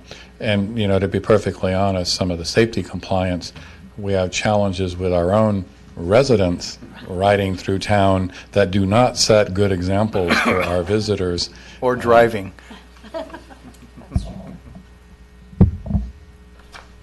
So I sense from the tag that maybe we are encouraging the staff then that it's whether it's in safety or under mobility that we're talking, and there are questions about traffic flow that seem to address issues of kind of almost default to talking about automobiles, that we're really talking about also the bicycle events, and because there's a lot of times out there are kind of haphazard event. There's people out there directing bicyclists, but they're not necessarily always paying attention to the traffic flow of automobiles as they're so. Could staff come up with some ideas? And I'm not sure if we'll meet again to talk about them, but that you'll bring them up and send them to the tag to review as you're putting together maybe a couple ideas having to do with bicycles and bicycle events. Yeah, special language regarding special events can easily be incorporated. Direct back to us that language so we can comment on it when you propose it. Okay, that's a good idea. Thank you for bringing that up. And I'm surprised to hear, Steve, that you said that really the number of organized ones that that are actually based here are next to none, that it's mostly coming through, because it looks like we have a ton of them based here, but it's... Thank you. I'm going to open up the public hearing relating to mobility. Are there any comments from the public on this element? There's a lot of goals and policies in this, and I assume... I have a comment. Okay. Just as I'm reading through some of these, I see many of them, and it's really woven throughout. So much of the verbiage that we've talked about, that we want to maintain the small town character and the rural feel of Yountville in anything that we do in terms of, pedestrian improvements and whatnot. But then right next to some of those, I see things that talk about modernizing or adding features to enhance pedestrian safety. And I guess I feel like some of those two statements, how do we ensure, it seems like they fly in the face of one another. I mean, there's one example I can think of in reading through this last couple nights is talking about protecting the small town rural character, but then also there was a program or policy in here about considering raised curbs, gutters, where that may be required. And so at some point, you're definitely not talking about Old Town in that, but there's that language where you're trying to balance safety and movement of water and things like that, but at the same time, it is character changing sometimes the streets. But is there, PJ, in terms of your comment, is there a particular item that you see here that you'd like to ask staff about, or? Well, I just noticed, in a lot of the things, pedestrian crossings, enhance the safety of pedestrian crossings in the town.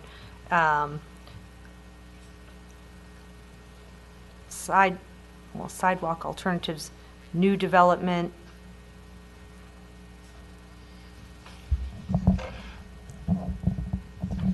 If I could on some of these, a lot of these are actually carryover from the 1992. So I just want to be really clear. These are some, in some areas, we're reaching build out. So these are very limited on where the application would be. So I just think they need, but I'm not going to disagree.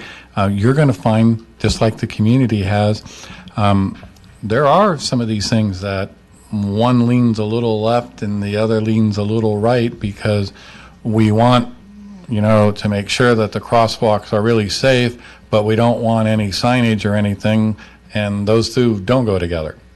You know what I'm saying? So there are some things. We have a policy against flashing lights. So, I can't tell you how many times a year people come up and say, why don't you put in one of those, something that would flash on the crosswalk, or even better, the light up strips. Well, so I'm just saying, your comment, though, I think is spot on as we lead to the evolution. I mean, I find fascinating, and I will digress just a little bit, because one of the main things that led to the development of part of Yountville were things like sidewalks, and I'm going back, and Eric will talk to this more, in 65 and some of the things that were going on, sanitation, streets. So it's interesting how some of those themes evolve over time. And I think you're seeing really what we're looking at is the incremental part where one of those policies may be applicable if there's development. And we're down to 5 or 6 lots, so it's not like a lot of this is going to be overdeveloped on that. Thank you. I appreciate Steve's comment, but I know I'm gray, but I was only 4 years old in 65. I was referring back to your elder statesman role, but you're right. I mean, that's just going back and reading the history of what people are looking for. Okay. I feel like we have talked about something. I mean, I think at some point we had conversations, and I have concerns always about pedestrian, bicycle, and safety between the Y at Yount in Washington and Humboldt or Weber. I drive that very carefully. You pull up to the Bouchon Bakery, and there's 4-year-olds playing right next to the crosswalks, and I stop whether no one's walking or not, because I really don't know those people standing in line out there are paying attention. So I think we created while there is in the past we've had restrictions against lighting, I think we talked about, and I think there's language in here to say if we came up with some type of electronic lighting that's on the ground of paths now that or crosswalks that might be potentially okay. We haven't prohibited that in this language, have we, Sandra? I don't think so. I can't think of the exact language, but I think there are policies that encourage looking at new technologies and applying it where appropriate. And there is the one goal that all street and all road improvements shall be consistent with the town's small town character. So it's important to note that when you're looking at policies, you have to make sure that they're all interrelated and you're meeting more than one policy's goal, and that they don't really stand alone as separate, and so that they could conflict with one another. That's what's so important about the general plan, is that somehow they're all connected, and all the policies are considered together. But we're flexible with new technologies in the future, or maybe state regulations if it comes to for blind and people. We may have requirements where we have to do things, but we have flexibility in the document to look at new technology, so. Yeah, that flexibility is built in there, but I can't put my finger on the Okay. policy right now. Can we get some clarification on policy MO 10.4? Restriping, seek to expand on-street parking through restriping.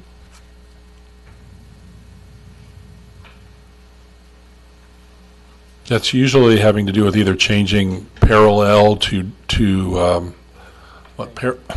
diagonal, and just looking at Diagonal. options to increase parking. So are we saying like in residential neighborhoods, or where are we? Because it doesn't, And PJ, we only used the like parking designation in the more urban areas where there's, and that's why there's not a specific location, because in most cases it's done. And for example, I'll use when we had the proposed development from Thomas Keller with the inn, we were also looking at some parallel parking along Washington or head in to try to maximize. So it's some of those existing areas where we restripe, or in some cases where there's existing parking, but if you put the parking Ts, it will manage it better, because if left to their own device, people will park 4 cars in an area that could accommodate 6. So we try to maximize it. So that's where the goal is really there, is to try to help guide parking guidance in those areas. A good example is when Stewart Cellars was put in. You know how they have those new spots in the front that are diagonal that can fit more in. Policy like this enables us to have that freedom to do that, while also maintaining the other policies of not to the detriment of community character or anything.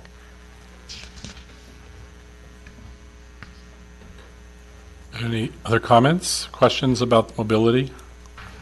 I'm going to open up the public hearing. Are there any comments from the public on mobility? Pam?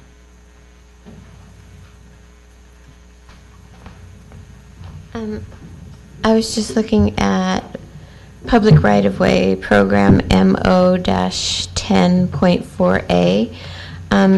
While this language does end with maintaining the town design aesthetic, I would hope that you might consider strengthening that language so as to protect park vistas from overburden of metal vehicles surrounding it. That's what was proposed at the North Park.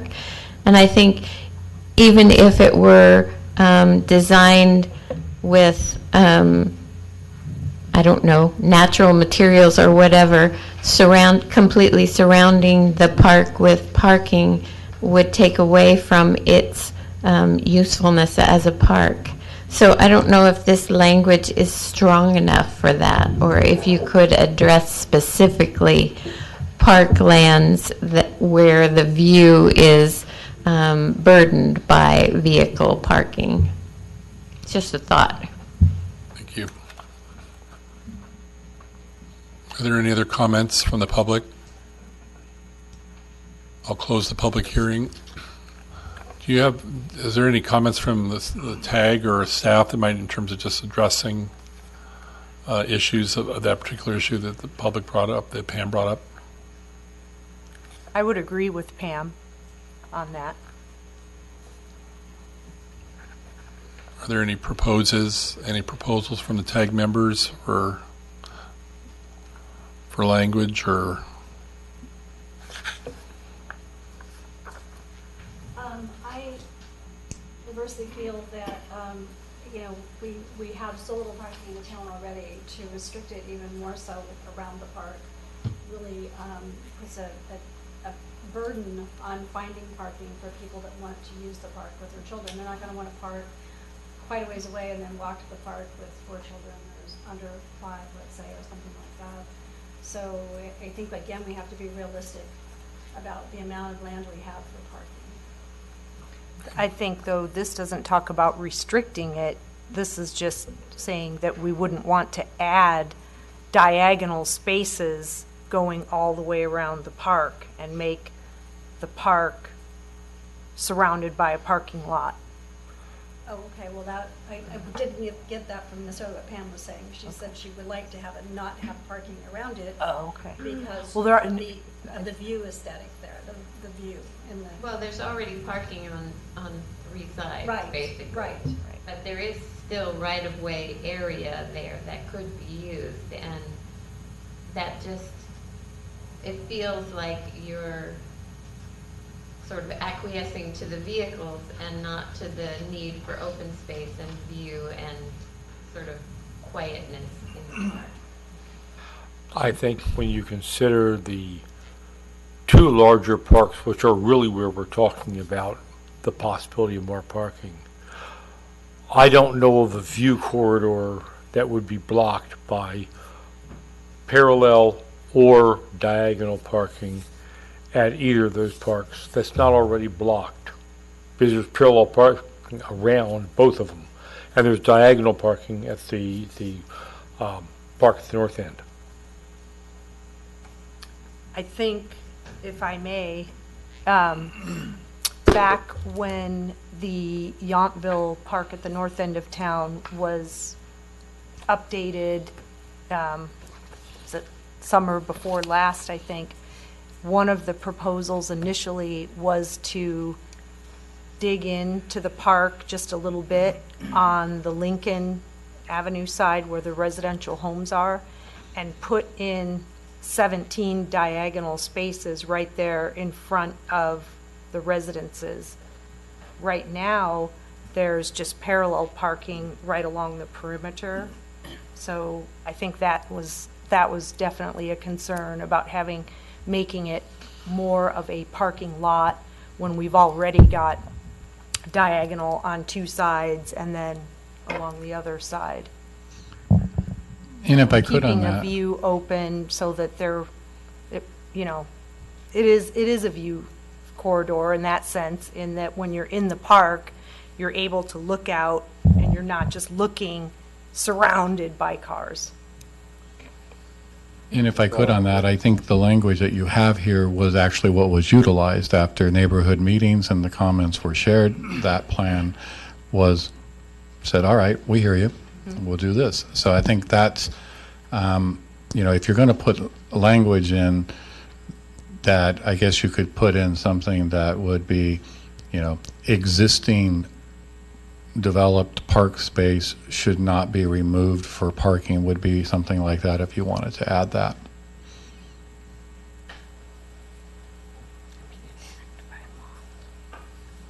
I agree that we have mechanisms in place to manage that, so. You're comfortable with the language as it is? Do I sense that? I wanted to make sure. Okay, good. Seeing the other proposals from the TAG, I think we've closed open and closed the public hearing on mobility, and if there's no other comments from the TAG about mobility, we'll move to land use. So it's 8:05 now. I don't want to discourage conversation, so certainly not on these items. So maybe unless the TAG has suggestions, I have particular questions about particular programs or policies, but we could start with the bullet points in the staff report, if that's acceptable to the TAG, and then we could move on to any of the other questions you have about the programs or policies after that. So, I feel like based on the public workshops that we've had and our discussions that we've had here, I think the non-rezoning of the North Agricultural parcel, we're all on the same page. I'm not sure we need to rehash that.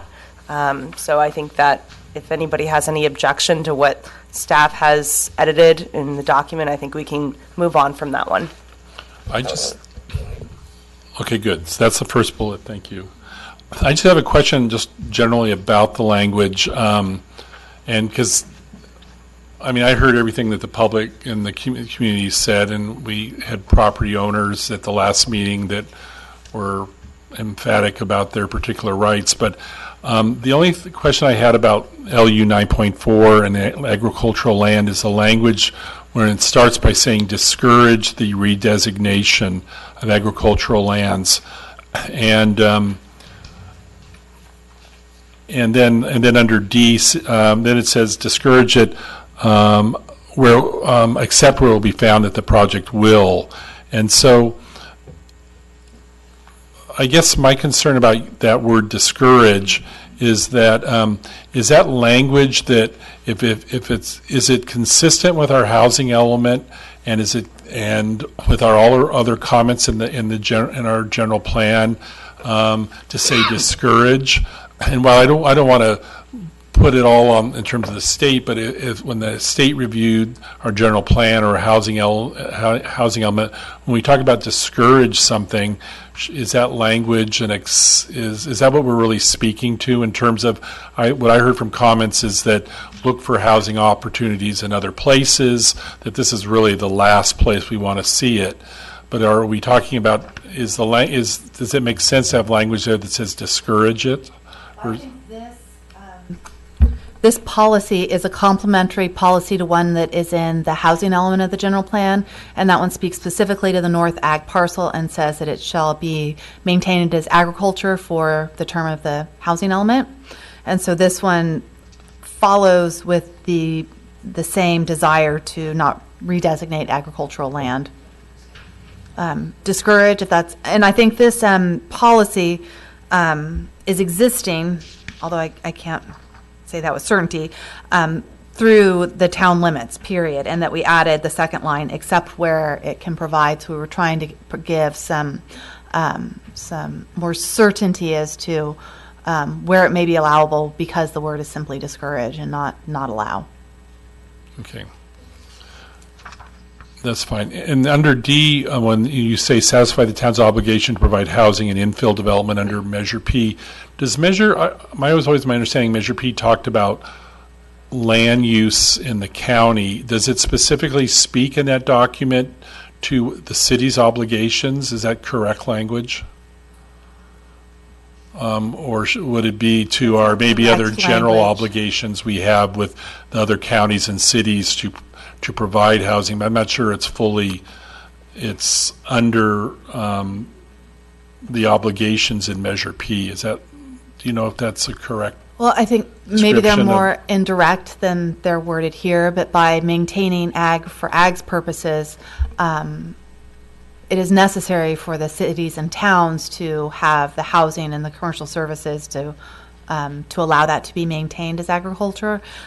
Maybe it's more indirect in what that obligation is. It's not a direct statement that there's an obligation. It probably doesn't address specifically housing and infill, but that's really the nugget of what it's intended to do.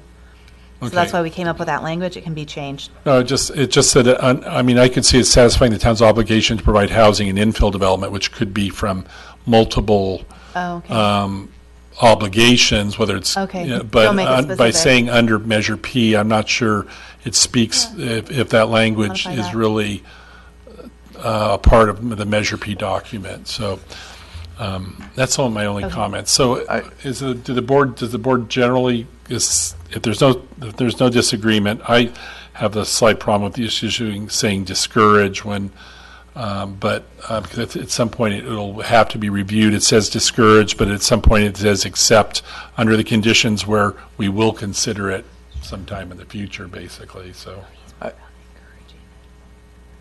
we'll consider what? Well, the language is saying discourage, but says except for when it's found that we have to do it, which may be way sooner than later in terms of if we lose the Catholic Church property as a designated zoning area, and hopefully, and if we have difficulty finding housing at the veterans' home property, it'll, yeah. I think I'm in the minority, I guess. I think everybody's, and I'm fine with going. I just would be a dissenting voice on it, of not changing the. I think it's still worthy to look. I don't think we need to hash it over anymore, but I think people don't. Maybe it's me that doesn't understand, but I think the concept of agriculture and having it be what it is great. But I don't think that the zoning takes care of what people really want to take care of there. And first of all, the current owner gets to do what they want, no matter how it's zoned. They get to keep doing exactly what they want to do. And if they want to pass it down, I guess, to family, that probably continues to apply to that. So that means no change would occur. But if they wanted to sell it to a company and it was zoned agriculture, and agriculture wanted to tear it all up and plant marijuana and have a processing plant and have covered white buildings there to grow that, that would still be agriculture, and they would still be doing that. And I don't think that's what the town would necessarily. Well, maybe they don't care. Maybe they would be fine with that. There'd be other ways to control that. There may. I'm just saying it still fits within the zoning of Well, I think more agriculture. generally as to agriculture, yes, but cannabis is specific in our ordinance, and there is not, currently, we do not allow outdoor commercial grows or things of that nature. So, Right. but if we eliminate the cannabis, it could be anything else ag. Some Yes. sort that had the same. I'm talking about the change in the view. The change. What people like, I think, is that being left alone to be what it is now. And I'm just saying it doesn't particularly control that by just leaving the zoning that way. I only brought this anyway, up. I'm a minority voice, and I'm fine with the committee making the decisions that we are to leave it alone. So, For the committee's consideration, hearing what you're saying, Chair Knight, perhaps the language, it gives us the same effect, but perhaps we could consider retain the designation of rather than discourage redesignation of. And I think that might be language, to your point, that is a little more consistent with the nature of the dialogue used in the phrasing of the general plan. It affects, retain the designation except for rather than discourage the redesignation of. I'm just offering. I think that's an excellent suggestion. We've been through this issue for so many hours. Mm-hmm. I'm still okay with discourage, but. Yeah. But I I'm sure won't there's be plenty of discouraged. people that wish that would like the language to stay as discourage, and I only brought it up because maybe I am also in the minority opinion that we have a role in the county with the other cities, and it's a big question. So, but I sense from staff that obviously this language we voted in the past to basically remove language that said change the zoning. We're here basically at a point saying, in terms of trying to balance this language with our housing element, that we may have to come back to it in the future for purposes that may be out of our control. And so I think maintain makes more sense to me than discourage, but I don't know how the tag feels. I feel like generally the ZDRB would be more in line with that. I think generally comments, I don't think that generally people recognize maybe the need that they would rather see residential there than hotel development and other options, but that's not really what we're speaking to here now. So does a suggestion of maintain, is that something that the tag is willing to suggest to staff to change? I think Steve said retain. Retain? Yeah. Mm-hmm. Retain the designation. Mm-hmm. Yeah, that sounds great. I think that's fine. Moving along. Perfect. Thank you. Let's move on. Okay. Yeah. Okay. It sounds like you've just gotten direction to maybe tweak that language a little bit. Yes. And I'm sure we'll hear about that, but I think it's good that it's still a big issue in town, and I think we'll always continue to have this conversation. So the second bullet point has to do with priority options for new housing. Does the tag members have any comments about this item, this bullet Kind point? of already talked about this one, I think.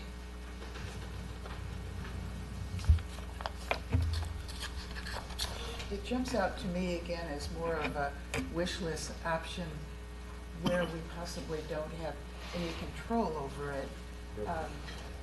we don't know what the state Go your mic, Susan. is planning to do. We don't know what the state's planning to do, and we probably couldn't convince them just because we want it to be something. The Catholic Church apparently has not indicated that they're interested in a change at this time, and who knows if and when. So the mixed use, even though there isn't the support, the height changes. If we have to do something, it sounds like the only viable option, even in the near-distant future, which might be an oxymoron. So I think with this bullet point, it's really reaffirming what we've seen in workshops and the community comments and voting. Is everyone comfortable with that? That speaks to what we've heard and what we've talked about? Yes. Good. Okay. So let's move on to bullet number 3.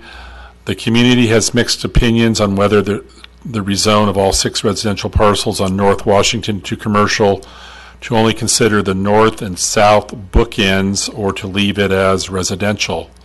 Any thoughts from the tag on this item? I think you're on to 4. Yeah, I'm sorry. I should put my glasses on. Bullet number 3, thank you. The community has mixed opinions on whether to allow limited 3-story structures in the downtown. Now, that's a good conversation. Comments? Yeah, the tag has discussed this in some great detail, and we came to the conclusion that 3 stories were okay. Yeah. So I think that's the tag's opinion. ZDRB may have a different one. The townsfolk may have a different one. Our role as tag members is to try and take all that in, weigh the needs of the community, and come up with our vision, our perspective on what the best recommendation is. And I think that's exactly what we did here. Well, and we did address it on LU-2.5. Yes. Yes. Right. Yeah. I agree, Carl. Very well said. Very well said.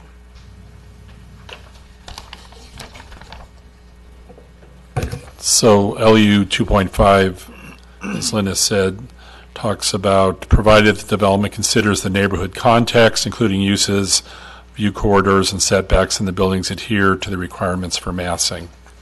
Is everyone comfortable with that language supporting that language addresses that issue of that bullet point? Yes. Seeing, I'm going to open up the public hearing for a comment on this or the first 3 bullets, if you have any comments.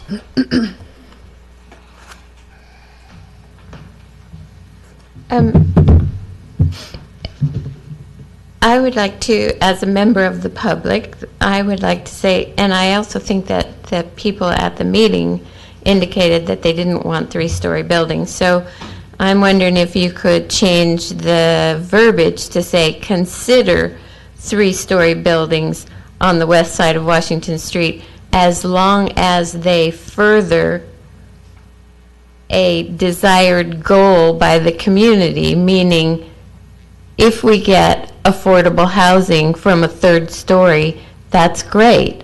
But just a 3rd story, opening that up for just a landowner to make a lot of money and we get less of a view, then we aren't getting what we hoped to get from that. That's a giveaway. So it just seems like there should be more strings attached to that particular part. Well, but unless you state it in the general plan that it needs to be because you're achieving a goal, then I think the interpretation would not be happy for the rest of us. Pam, if you read LU 2.5, it finishes with, provided the development considers the neighborhood context, including uses, view corridors, and setbacks, and that buildings adhere to requirements for massing. But those are physical requirements. Those don't have anything to do with whether the community gets something out of it. that it's a trade-off. Yes, of course, we would want to have design standards, but it's really the only reason we would consider giving a third story is if it forwards something we actually want to see in this town, which is more affordable housing and more diversity. So unless those goals are met, I don't see the point of allowing a third story. We don't really need it.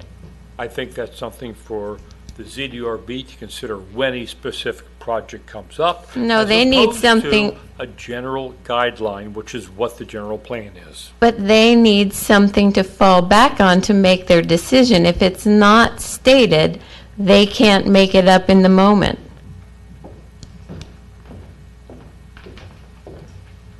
Is there any other public comments? I'm sorry, Lynn, just a moment. I'm sorry, I just want to go ahead. If there's no other public comment on this item, I'm going to close the public hearing. Could I jump in before that item? Okay. We do think that is a valid point because we are proposing rules for increased FAR in the downtown area that would be for uses that are desirable to locals and add to something that we don't have that's beyond the food and wine uses. So this adds that idea to the height element, which we have already expressed in the FAR portion of the policy. This language? Something similar, yes. I'm sorry, we're talking about the language that's in LU 2.5 or a modification of it? 2.5, a modification that could add something, provided it furthers a desired goal of the community. The community does get something for it, so staff is supportive of that. Okay. Lynn, did you have another question? Okay. I mean, this is one of the ones I brought about and thought about last night and wanted to bring forward too, and I think Pam's comments and staff's response and her questions, I think, address that, because I feel like looking back over our meetings, we saw the community telling us they were concerned about overdevelopment, but wanted the opportunities for more diverse retail.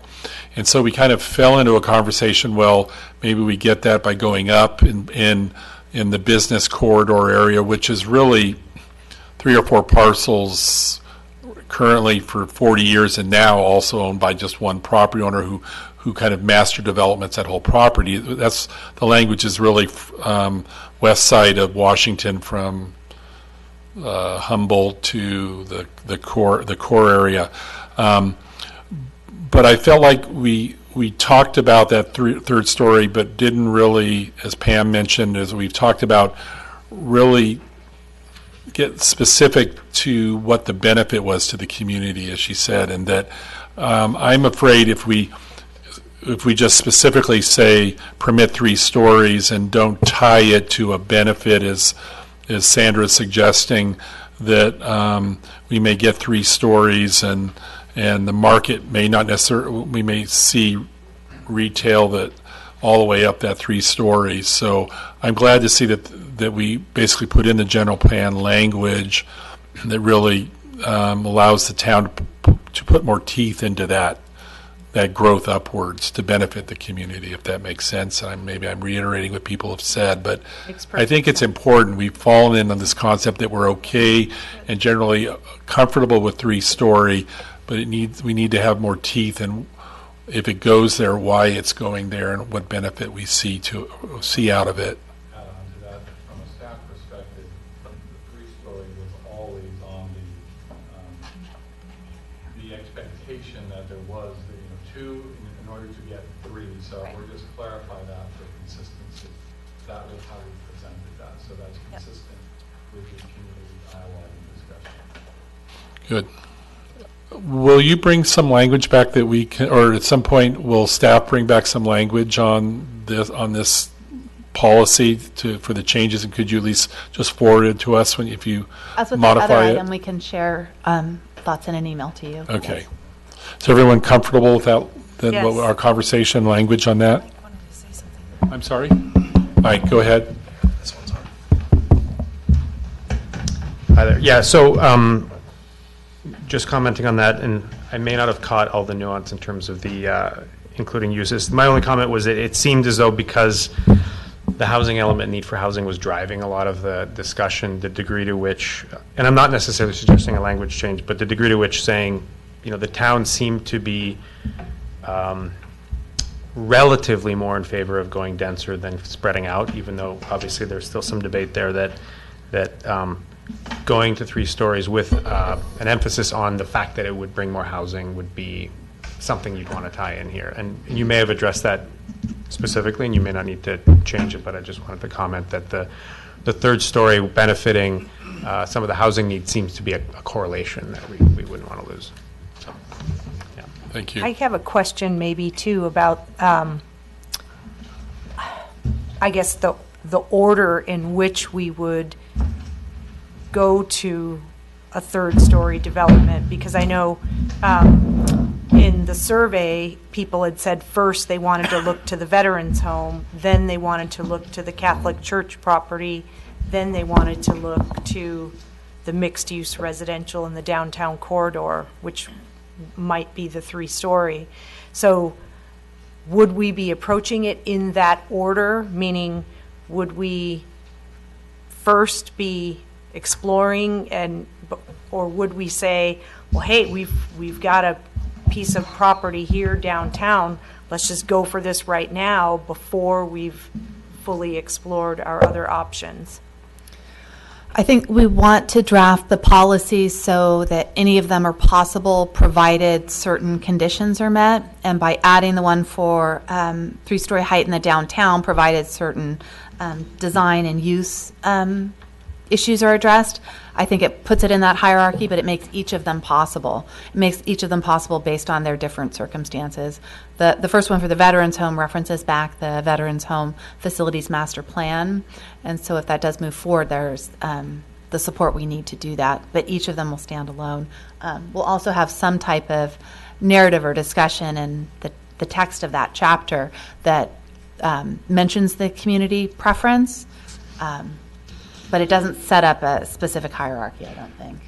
And if I could, on the downtown area, the community indicated an interest in both housing, additional commercial, retail, non-food wine, and office. So when we look at that, again, we're talking about a very small area that the 3-story would even be considered with all of those elements. It would be subject to meeting some of those. So, I mean, that's a very good point that we want to be consistent.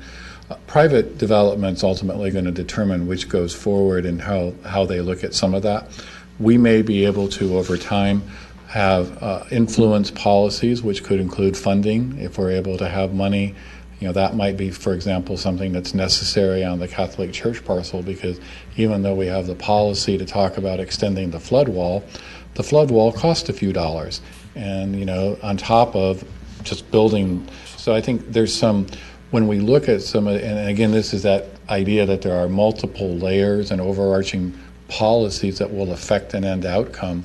We may, it may take several years, and we have to come up with some funding to help get that site. So I just want to kind of say that, but basically all 3 are in play. We're going to try to work with programs to allow them to work.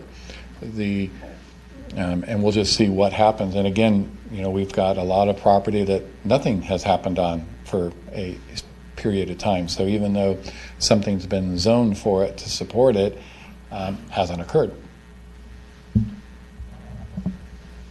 Flood wall around Rancho de Napa and Gateway was primarily paid for by the federal government out of flood control funds and emergency management funds, and would not have occurred unless the federal government and the state had organized that project. So it was a great benefit to our community, but it was money that came from other sources to get that done. So are there any other comments about this item in terms of the number 3 bullet point? Hearing none, we'll move to the 4th bullet point, having to do with redevelopment of some residential parcels from in the north end of town. I'm trying to remember the streets zone that is. That's Weber to, I'm sorry, from Starkey to, I think it's Creek to Padroni. Creek To to Padroni. Padroni, right? And this is program LU 6.2A on page 5. What are the thoughts of the tag after conversations and public comments about on this item? Any comments that you'd like to make? I felt like there, just like it says in the narrative, that there wasn't a yay or nay. I feel like there was a bunch of mixed opinions. I'm very comfortable with how it's written in the general plan. I think I was an advocate for this change to begin with, and I think it would be a really nice way to connect Midtown to No-Yo. So continue that connection of our commercial corridor along Washington Street. I have mixed feelings on it, as really. I think initially I was more pro to the rezoning, but I'm now am rethinking it a little bit, just as it just takes the commercialization that much farther up into the Old Town historic and residential areas. Do we need it? I mean, ultimately, do we need it? Will we need it in 20 years?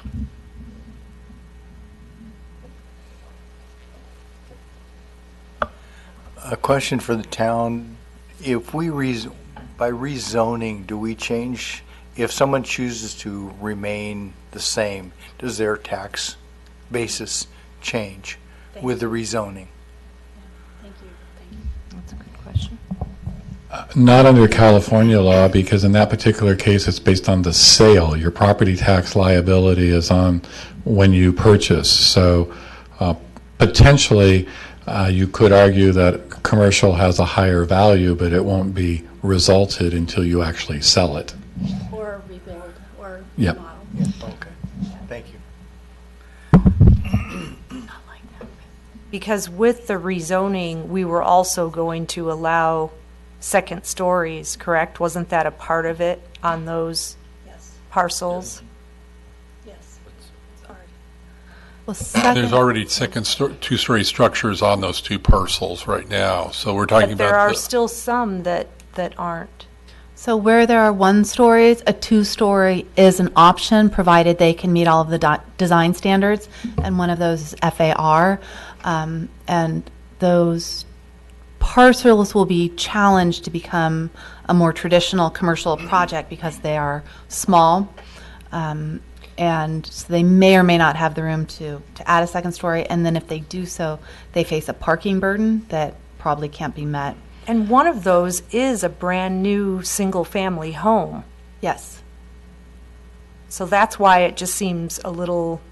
Yeah, so the constraints that were raised at the last workshop were that one of those 6 is a brand-new single-family home with an intention to remain as such for the foreseeable future. The other is that on the block between Starkey and Creek, that the residences on the front, and if they were to, the residences on the front share driveways with the properties behind them. There's at least 2, maybe 3 houses that share that driveway, and there's some level of conflict in sharing something like that. So because of some of those conditions that face the inner properties, we suggested that maybe an option would be just the bookends. Maybe that's a starting point to see how it works in the future and whether over time the remaining 4 make sense or not. Mm-hmm. Again, wouldn't this be a consideration for the ZDRB rather than the general plan? The general plan says these should be commercial, historic commercial, and the ZDRB has the option to say you've got to leave it as a residential because it already is? No. So if they are rezoned to commercial, Then there would be a new zoning district that applies, a new design standards. So any property owner that wanted to make changes under those new rules for commercial properties could come before the ZDRB, and the ZDRB would evaluate the project on whether it meets those or not. If somebody wants to continue a residential use, they may continue to do so. It would be considered a legal nonconforming use. And the whole point of having a legal nonconforming use is that at some point it goes away and the property would convert to commercial at some point. So a property owner is limited in their ability to do an addition if there is FAR available, because the goal would be to get rid of those someday. Can But it they be can continue. resold as a residential property? It could, yes. So as long as the use continues, the property can stay as is. But once that use converts over to commercial, it couldn't go back to residential. I have another question, because I thought also that a part of the potential of rezoning was that we didn't want to lose any housing count, and so that it was going to be, wasn't it like a mixed use residential, commercial or something, where the person could live there but be able to operate, like, you know, if you're a tax accountant and you have somebody coming over. But I thought that was one of the requirements. So probably the most feasible use of the properties is as mixed use, because they are residences. So where you have a 2-story, that person could live upstairs and operate a business out of the downstairs. When you see old residences convert to commercial structures in downtown Napa or downtown Sonoma, that's usually the form it takes, because it just fits the form of the structure best, and parking too. But I had another thought. It seems like the reality might be, though, that if we allow it to go. And the housing, so that the housing can be an issue with our housing element, but it's not counted toward RENA, it's not counted toward new housing. It is looked at by HCD as the loss of housing, and they could, do you want to jump in? What particular policy? What particular policy are we discussing? And this relates to this bullet. Could you point out the LU 6.2A? So it's at the top of page 5. I recall our discussion. Oh, right. So I recall our discussion being at the time we were working through this, that part of having the second story residential was being able to recapture the count into the count. Well, that is looking at one of the housing element policies, that when you convert a residentially zoned parcel to a commercially zoned parcel, you have to find replacement housing. So a live-work opportunity allows that to continue, but a straight conversion to commercial is hard, because where do you find that replacement housing? Right. So, right. Thank you. This goes back to me, I guess, again, looking at if we do this, what is the benefit to the community? And so we kind of restricted, we kept moving, and we talked about uses that would be services, non-alcohol, retail, and maybe it's just, as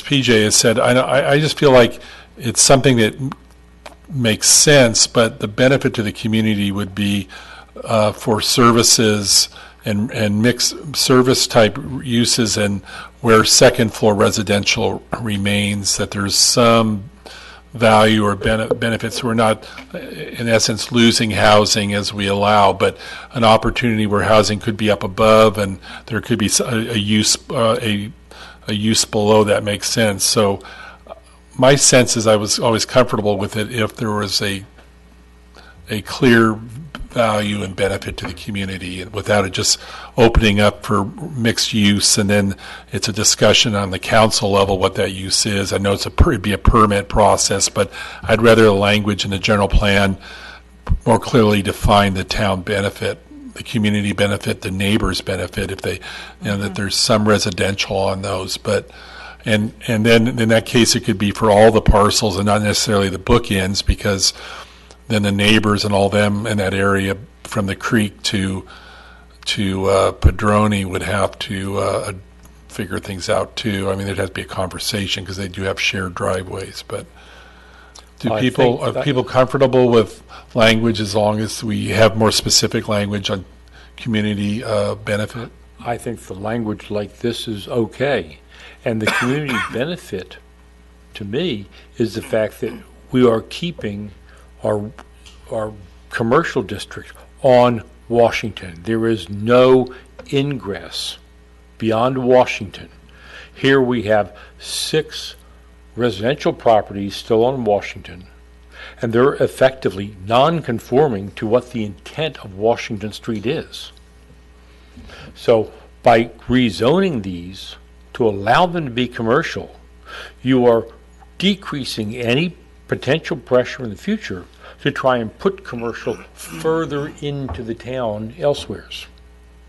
That's partially true, but also on the parcel between, which was the old post office, is now Cindy Gates and Beard Plaza, the name of the plaza. Now, the town allowed commercial development, but required or encouraged housing above it, that where they're next to the business next to the Cindy Gates office. She received an FAR bonus for second floor residential.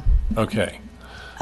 One thing So they didn't necessarily do it. They took it. They did that in order to get the extra FAR bonus. So that would be and to replace the housing that was lost by the rezone. So they had to provide housing somehow. Yeah, so they must have had to provide housing. Right. So this live work concept that is being discussed, if there is support of it, that's something that we could make specific to this policy, that's necessary for this type of rezone and the ultimate use that goes in there. But that leaves that commercial component more open to all the things that we've identified here that's already in the policy. It's the live work item is missing if that's important to this group. That's where I see a benefit. That we create some consistency, as Carl said, but we provide housing in some form on those parcels as well. There's no guarantee, though, that the type of business that goes in there is going to be something that's a resident serving. I mean, the reality is that the value of those properties will, go up exponentially if it's rezoned, and it will be expensive to put something in there. And probably it's going to be something that would be more tourist serving than residential serving. I mean, I just want to point out that there's no guarantees that you'll get what you think you might get. But you'll still get a residential piece. True. Like a residential component. Yeah, unless you're basically, I mean, One the question- language could say non-alcohol retail if we want to say that. I mean, that's. It does say that. So I think that adding a benefit of live work and guaranteeing housing components on that conversion is, a benefit to the community. My question is that with those 6 parcels at the south end, that multiple use driveway, how does one person developing that impact that multiple use driveway? Because you don't want to develop something that's going to negatively impact someone who wants to retain what they have. So how does that balance out with that particular parcel? So there is an impact there for the rear situated parcels, and we don't know the specifics as to the easement. That may preclude their ability to use it for commercial purposes if it is a residential driveway, and that other solutions would have to be designed to deal with the commercial traffic and commercial parking. Yeah, I like to the idea maintain the of the residential. multi-use, but I do have some concerns about that area because we're talking about lifestyle and maintaining our neighborly attitude, but if we do something that's going to negatively impact those people, we're going against what we're trying to accomplish. So there are solutions that could be provided, say, a gate that only provides access to the residents to to use it, and that otherwise street parking or some other type of accommodation is made for the commercial portion. The most you add difficult language? one there is the one on the corner. Yeah. Could you add language like we talked about or saw in the third three-story about neighborhood context or something that would, somehow provide extra language for the council to say, I mean, it may allow it, but you've got to meet the needs of the neighbors and all that. I mean, in that language we used to, under massive building heights, considers the neighborhood context, including uses, view corridors, setbacks, and that buildings adhere to the requirements for massing, that we add that language to that We policy. could add something like that. And it will be by a discretionary permit before the council when they're reviewing how parking and circulation is accommodated. And it does look like even on that corner parcel, there's opportunity for some modification to make it work should that happen. I would just make sense to have just more language that reflects that. Does that make sense to the members, or? I was just going to say, couldn't we just put language saying, consider the possible rezoning of some or all of the parcels? I mean, that way the possibility is open based on housing needs, business needs, parking, traffic, what the driveway easement, and what the residents behind ultimately want to do. I could accept that language as the rest of the tag support, I'd adding be fine with consider to the beginning of that statement. That way it's on the table, but there can be, it's obviously open for thoughtful consideration of what the impacts would be. Yeah, I think Good. that's great. Good. I'm going to open up the public hearing. Are there any comments about this bullet point? You heard us in terms of that of adding that language. Consider rezoning. Yeah, I think there was consensus across the whole committee to do that. Thank you. Consider the impacts of rezoning, I guess, yeah. To try to maintain the awareness of the community and the residents who are abutting those properties, I'm wondering if we couldn't consider for those 6 properties just an overlay district which maintained the residential designation, but it would categorically allow home occupation or a live-work situation, so that it maintains the residential quality, which also necessarily scales down what kind of business operation could go in there, so that those people who choose to retain the residential aspect of living there aren't forced out, and the people who live behind them aren't forced to deal with things that they never imagined would happen to their property. So I just think that, some enhanced home occupation overlay would be really great for that location. Are there any other public comments on this item? Thank you, Pam. I'll close the public hearing. Any comments about that suggestion from TAG members or any discussion? That could work. It's an option. Do we still have an overlay in the downtown area, or did that go away on the area next have to a- Ranch Market? And We have a retail overlay, from California Drive up to Humboldt. which was put in remind me the purposes of what that does for those. To require ground floor retail and prohibit lodging in those locations. New lodging. So, is there a suggestion from the Street TAG facing. to add an overlay concept, or when we said consider rezone, or consider the impacts of rezoning that could then involve a concept that may be an overlay district instead of actual rezoning? I think that's a great idea. I think consider both as part of this proposed. Good. Yes. So is staff comfortable? I sense from everyone a willingness to basically expand the language to consider land use options that, you know, whether it be a rezoning or an overlay district that meet the needs that we've talked about in terms of live, work, and neighborhood context, view corridor setbacks. With the goal of maintaining it as residential and allowing the residents more opportunity to do something beyond just residential for home occupation or? I think we're saying in the consideration, look at both options. Okay, look at either, okay. Look at either option, Because, considering the you impact. know, looking at that second option looks interesting. You might also run into a problem of that wanting to spread down the rest of that driveway to the other people. Okay. You know, they're saying, how come this Good. house can and I can't?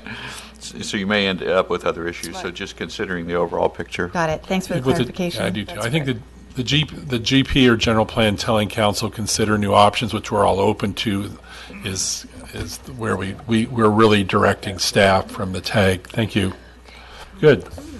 So, seeing no other comments on that bullet point, we'll move to the last bullet point on mixed feedback on Vista condominium, one story. Any comments from the tag? If I could, I'm sorry, I think, and maybe Sandra, under LU 6 to be Humboldt, I was under the impression that we were going to condition the second story to be residential so that we did not lose the two housing, and I don't see that in the language. Yes, that's something that came out of the third workshop, and it would be to replace it, to require the two replacement housing units. So that, you might consider that same language about live, work, or something that would, Well, in this case, we want two units. okay. And they're not They're not replacement. live, work in that spot, because you'd have, so I mean, that was the intent would be, so I think we need to add the two residential units on the second floor. Yes. Okay, good. Thank you. Other? Yeah. Do you have any other comments? Are there any other questions? I'm kind of indifferent on the Vista condominiums thing, so I'm fine with what's in the general plan currently. I'm kind of The proposed wondering, policies. I mean, just looking back, how this even came on the table or why? Trying to encourage families. Expanded families. Families. And I did make the comment at the time that that's going to up the price point of those condominiums tremendously. So whether we would actually get families living there or not would be the question. I mean, those condominiums, I think, mostly are, I mean, a lot of them, I think, are long-term vacation rentals.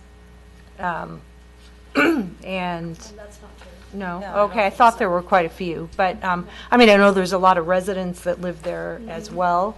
But I think, when we talk about the idea of encouraging families because they'd have more space, and, I mean, that's not affordable housing. So, That was the point that I made. yeah. Yeah, that's the downside. The difficulty on the other side is that we've had stories of people, the same time we were talking about this, we were talking about people, had stories of people who left because they had kids or they were growing families and they couldn't deal with housing. I So think what brought it up you're- was the fact that people who lived there at this point wanted the option to expand their house. Right. To live in, to keep living in rather than having to Right. move. Right. Wouldn't that be something, though, that the HOA would have to vote and approve? I mean, so whether the town applies zoning permission for them to do so, There's a lot of other things that would have to be in Yeah. play for it to happen, yeah, including the people wanting to do it. It's not saying, let's go make this happen. well, and even from a It's just structural saying, standpoint. allow that freedom to occur. They're not constructed now to be able to support a second story. We started this discussion before we had the rental registration ordinance in place, and we have 24 rental units in that neighborhood. 4 of which look like are suspected, so maybe 20. And But that's keep out in mind that- that's out of 70 units, by the way. Yeah. Okay. And keep in mind, by saying rental unit, that doesn't make the assumption that it's a long-term vacation rental. I mean, you might have a renter there that's been there for 6 years. We just know it's being rented. Right. I can tell you, because I lived there for 13 years, that they monitor vacation rentals there very strictly, number one. Number two, structurally, just as Verlin was pointing out, there would have to be a lot of money put into the structure to be able to support a second story. It's not really that feasible. So what are we hearing? I'm sensing, and I'm kind of indifferent, and I think there's the pros and cons, and whenever you allow it, it's going to just encourage growth for folks that buy parcels go up, and then it's no longer an affordable parcel. It's like the same concept in Toyon Terrace, Mulberry, and all that, that when growth occurs, it's fine for the first family that gets it, but down the road, it no longer is a starter neighborhood. So I mean, I could see us removing this language and leaving as is for now for a future conversation. If that's where I would support. How about just adding consider instead of do it? I like it. One of the other elements that was brought up was a family that had a parent living with them or having a second rental to supplement, which would add to our housing element, but having a rental unit that would supplement their income. And that's something that was talked about also. And since these are condominiums, they're not subject to the allowance for ADUs. Excuse me? You couldn't build a second floor ADU because these are condos. So mentioning something like that, which is an opportunity for single-family residences, it's not here. Suggestions? I think we should just go ahead and move it to consider, as we suggested, and so that leaves it on the table because there's a lot of condo rules and regulations that wrap around this, and the CCNRs as well, correct? Mm-hmm. Staff comfortable with that language? I think if we change it to consider, why don't we take out the interior ring of Vista condominiums and just for the entire development? To allow for more further, deeper allow for review further. of Because this, it would all be because it's part of the very consideration. complex Right. for us to make a land use decision in essence tonight. So I'm happy with consider and modifying the language, removing the inner ring language. Is the rest of the tag comfortable with that? Yes. And just for clarification, you mentioned that there'd be a number of steps that would need to happen. This actually is the first one, because if you don't allow it, then the applicant, the property owner, the HOA, none of them can consider it if it's not allowed. And I also remember part of the conversation is that, you know, we have the 50% second story, and it was some combination of about balancing and equality throughout the community. But first thing is, nobody can do anything because the town's ability to allow it is first before the HOA, and then the HOA would have to agree. Good.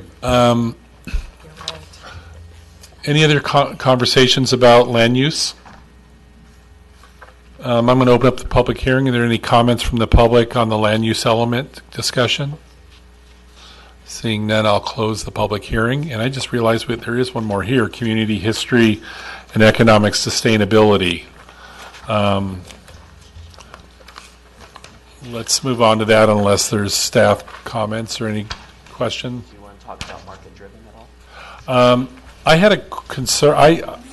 I had circled the concept of the market-driven policy, LU 7.8, and I'm not sure if we have the energy or if there's a general sense. I just wondered, and that's policy number LU 7.8. I just wondered from the sense of after all these discussions and a realization that this planning that we do as part of a general plan is planning is about a process of choices. If this market-driven language here for a specific uses, which is,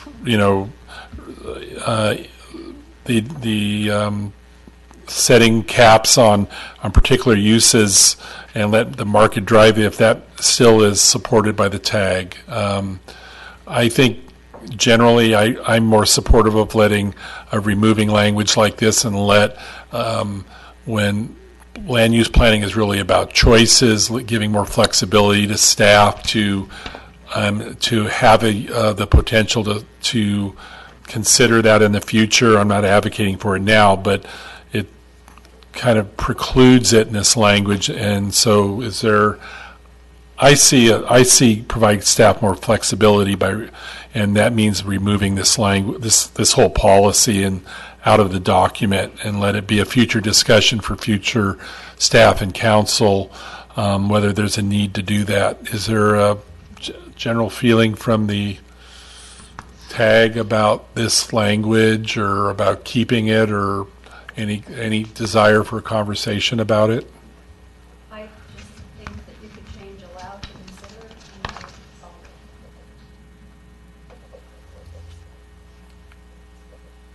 So consider the market in determining the success. What is the purpose of this? Yeah, what was, I think we were trying I think we had a conversation with the community in a question where we said, should we allow caps on hotel or restaurant seats, wine serving businesses, restaurants, and there was generally this kind of mixed when you look at that vote. Half said let the market drive it, half were open to some caps at some point. So it was kind of really. And then we had a conversation here where the discussion really was about let the market drive the decision. But the interesting thing about just all this planning process is that we don't let the market drive every land use decision. We kind of decide what we want and where we want it.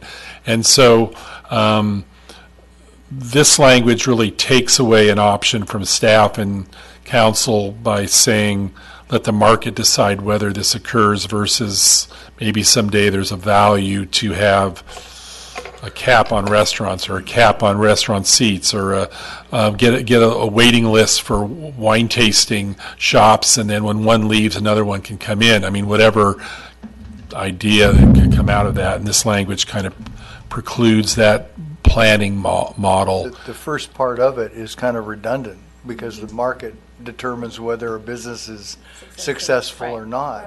So it's kind of a redundant statement, and I don't get the correlation of what that means and why we have it. That's what I was going to say, is that regardless of having this language in here, the market is going to drive, whether a business succeeds or not, and ultimately what the town will determine what is, good for our economy.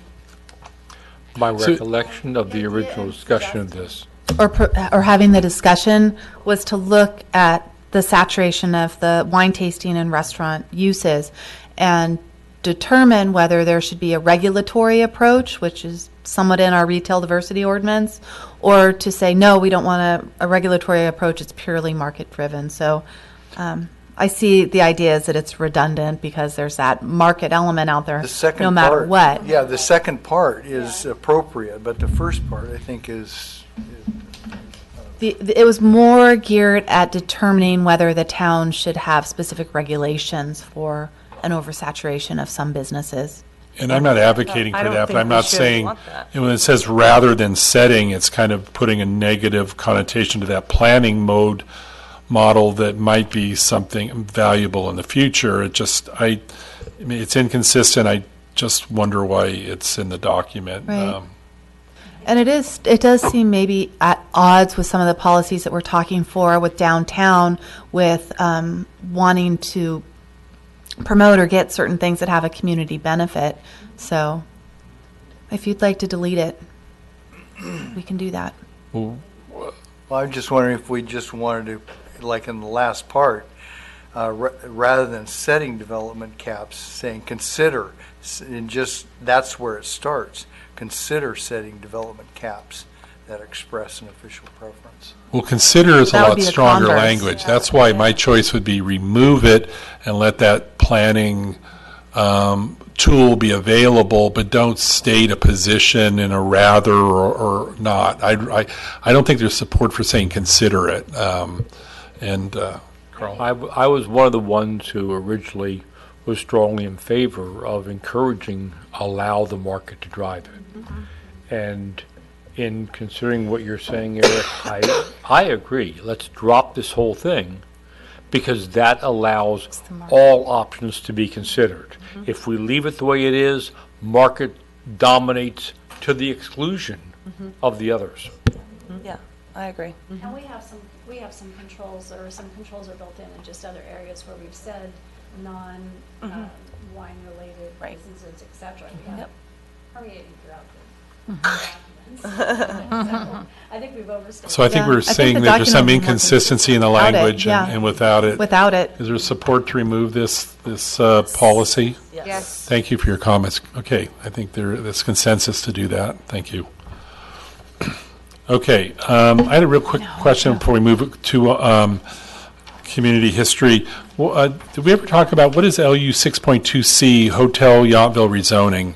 Rezone to planned development. What are we talking about on that one? That is consistent with a This is Hotel Yountville, So when Hotel Yountville was developed, there was a condition of approval that it was to be rezoned. It never happened. When the property was purchased, it was a concern of the buyers. They went to the town council, and the council passed an ordinance to do this. It never made its way into the general plan, so it was just a cleanup. Oh, okay. It's still zoned residential scale commercial, even though we have hotels on it? Yeah. Oh, okay.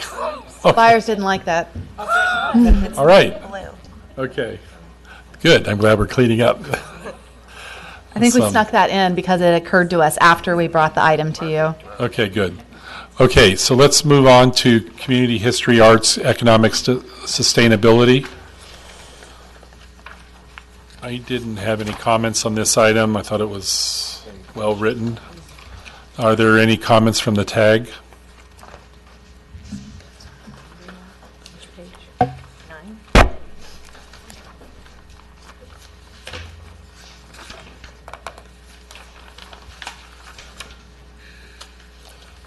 I'm just going to go ahead and open up the public hearing. Are there any comments from the public on the community history, arts, economic sustainability element?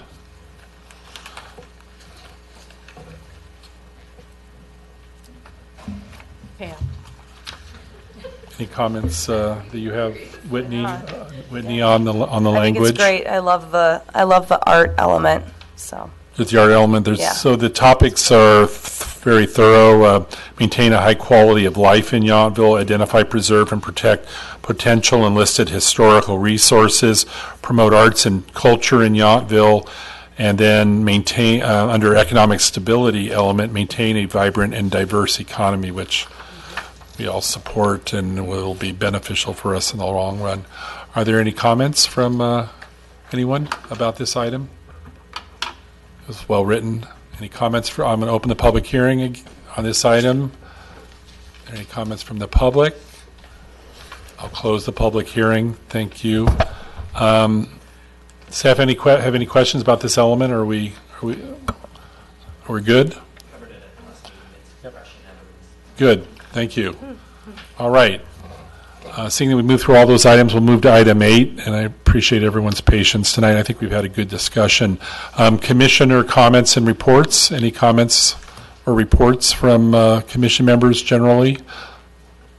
Can we get a staff report, maybe just generally where we're at in the next couple months with TAG, or whether there's we plan to meet in the next month or not? Or No. So we won't be meeting next month. And what we'll do is take the feedback that we've had on the policies and start drafting the general plan. Or actually, we've started drafting the general plan, but we'd like to get that draft together and bring that back before you. Are we thinking sometime in August? Probably sometime in August. Okay. And then So also at that time go to the ZDRB and the town council. Based on the great feedback we got tonight on some of the potential rezoning items, I think we have a very reduced land use map in terms of changes. So in June, we'll be taking that to the town council to try to get their blessing so that we can start the environmental impact report. And so both the EIR and the draft document will go in tandem, and we'll come back to you sometime in August, and then we'll have an open house, and then the final documents will come back before you. So and in if I've got August anything and- wrong, share. So in August, potentially ZDRB, town council, TAG, and then a community workshop?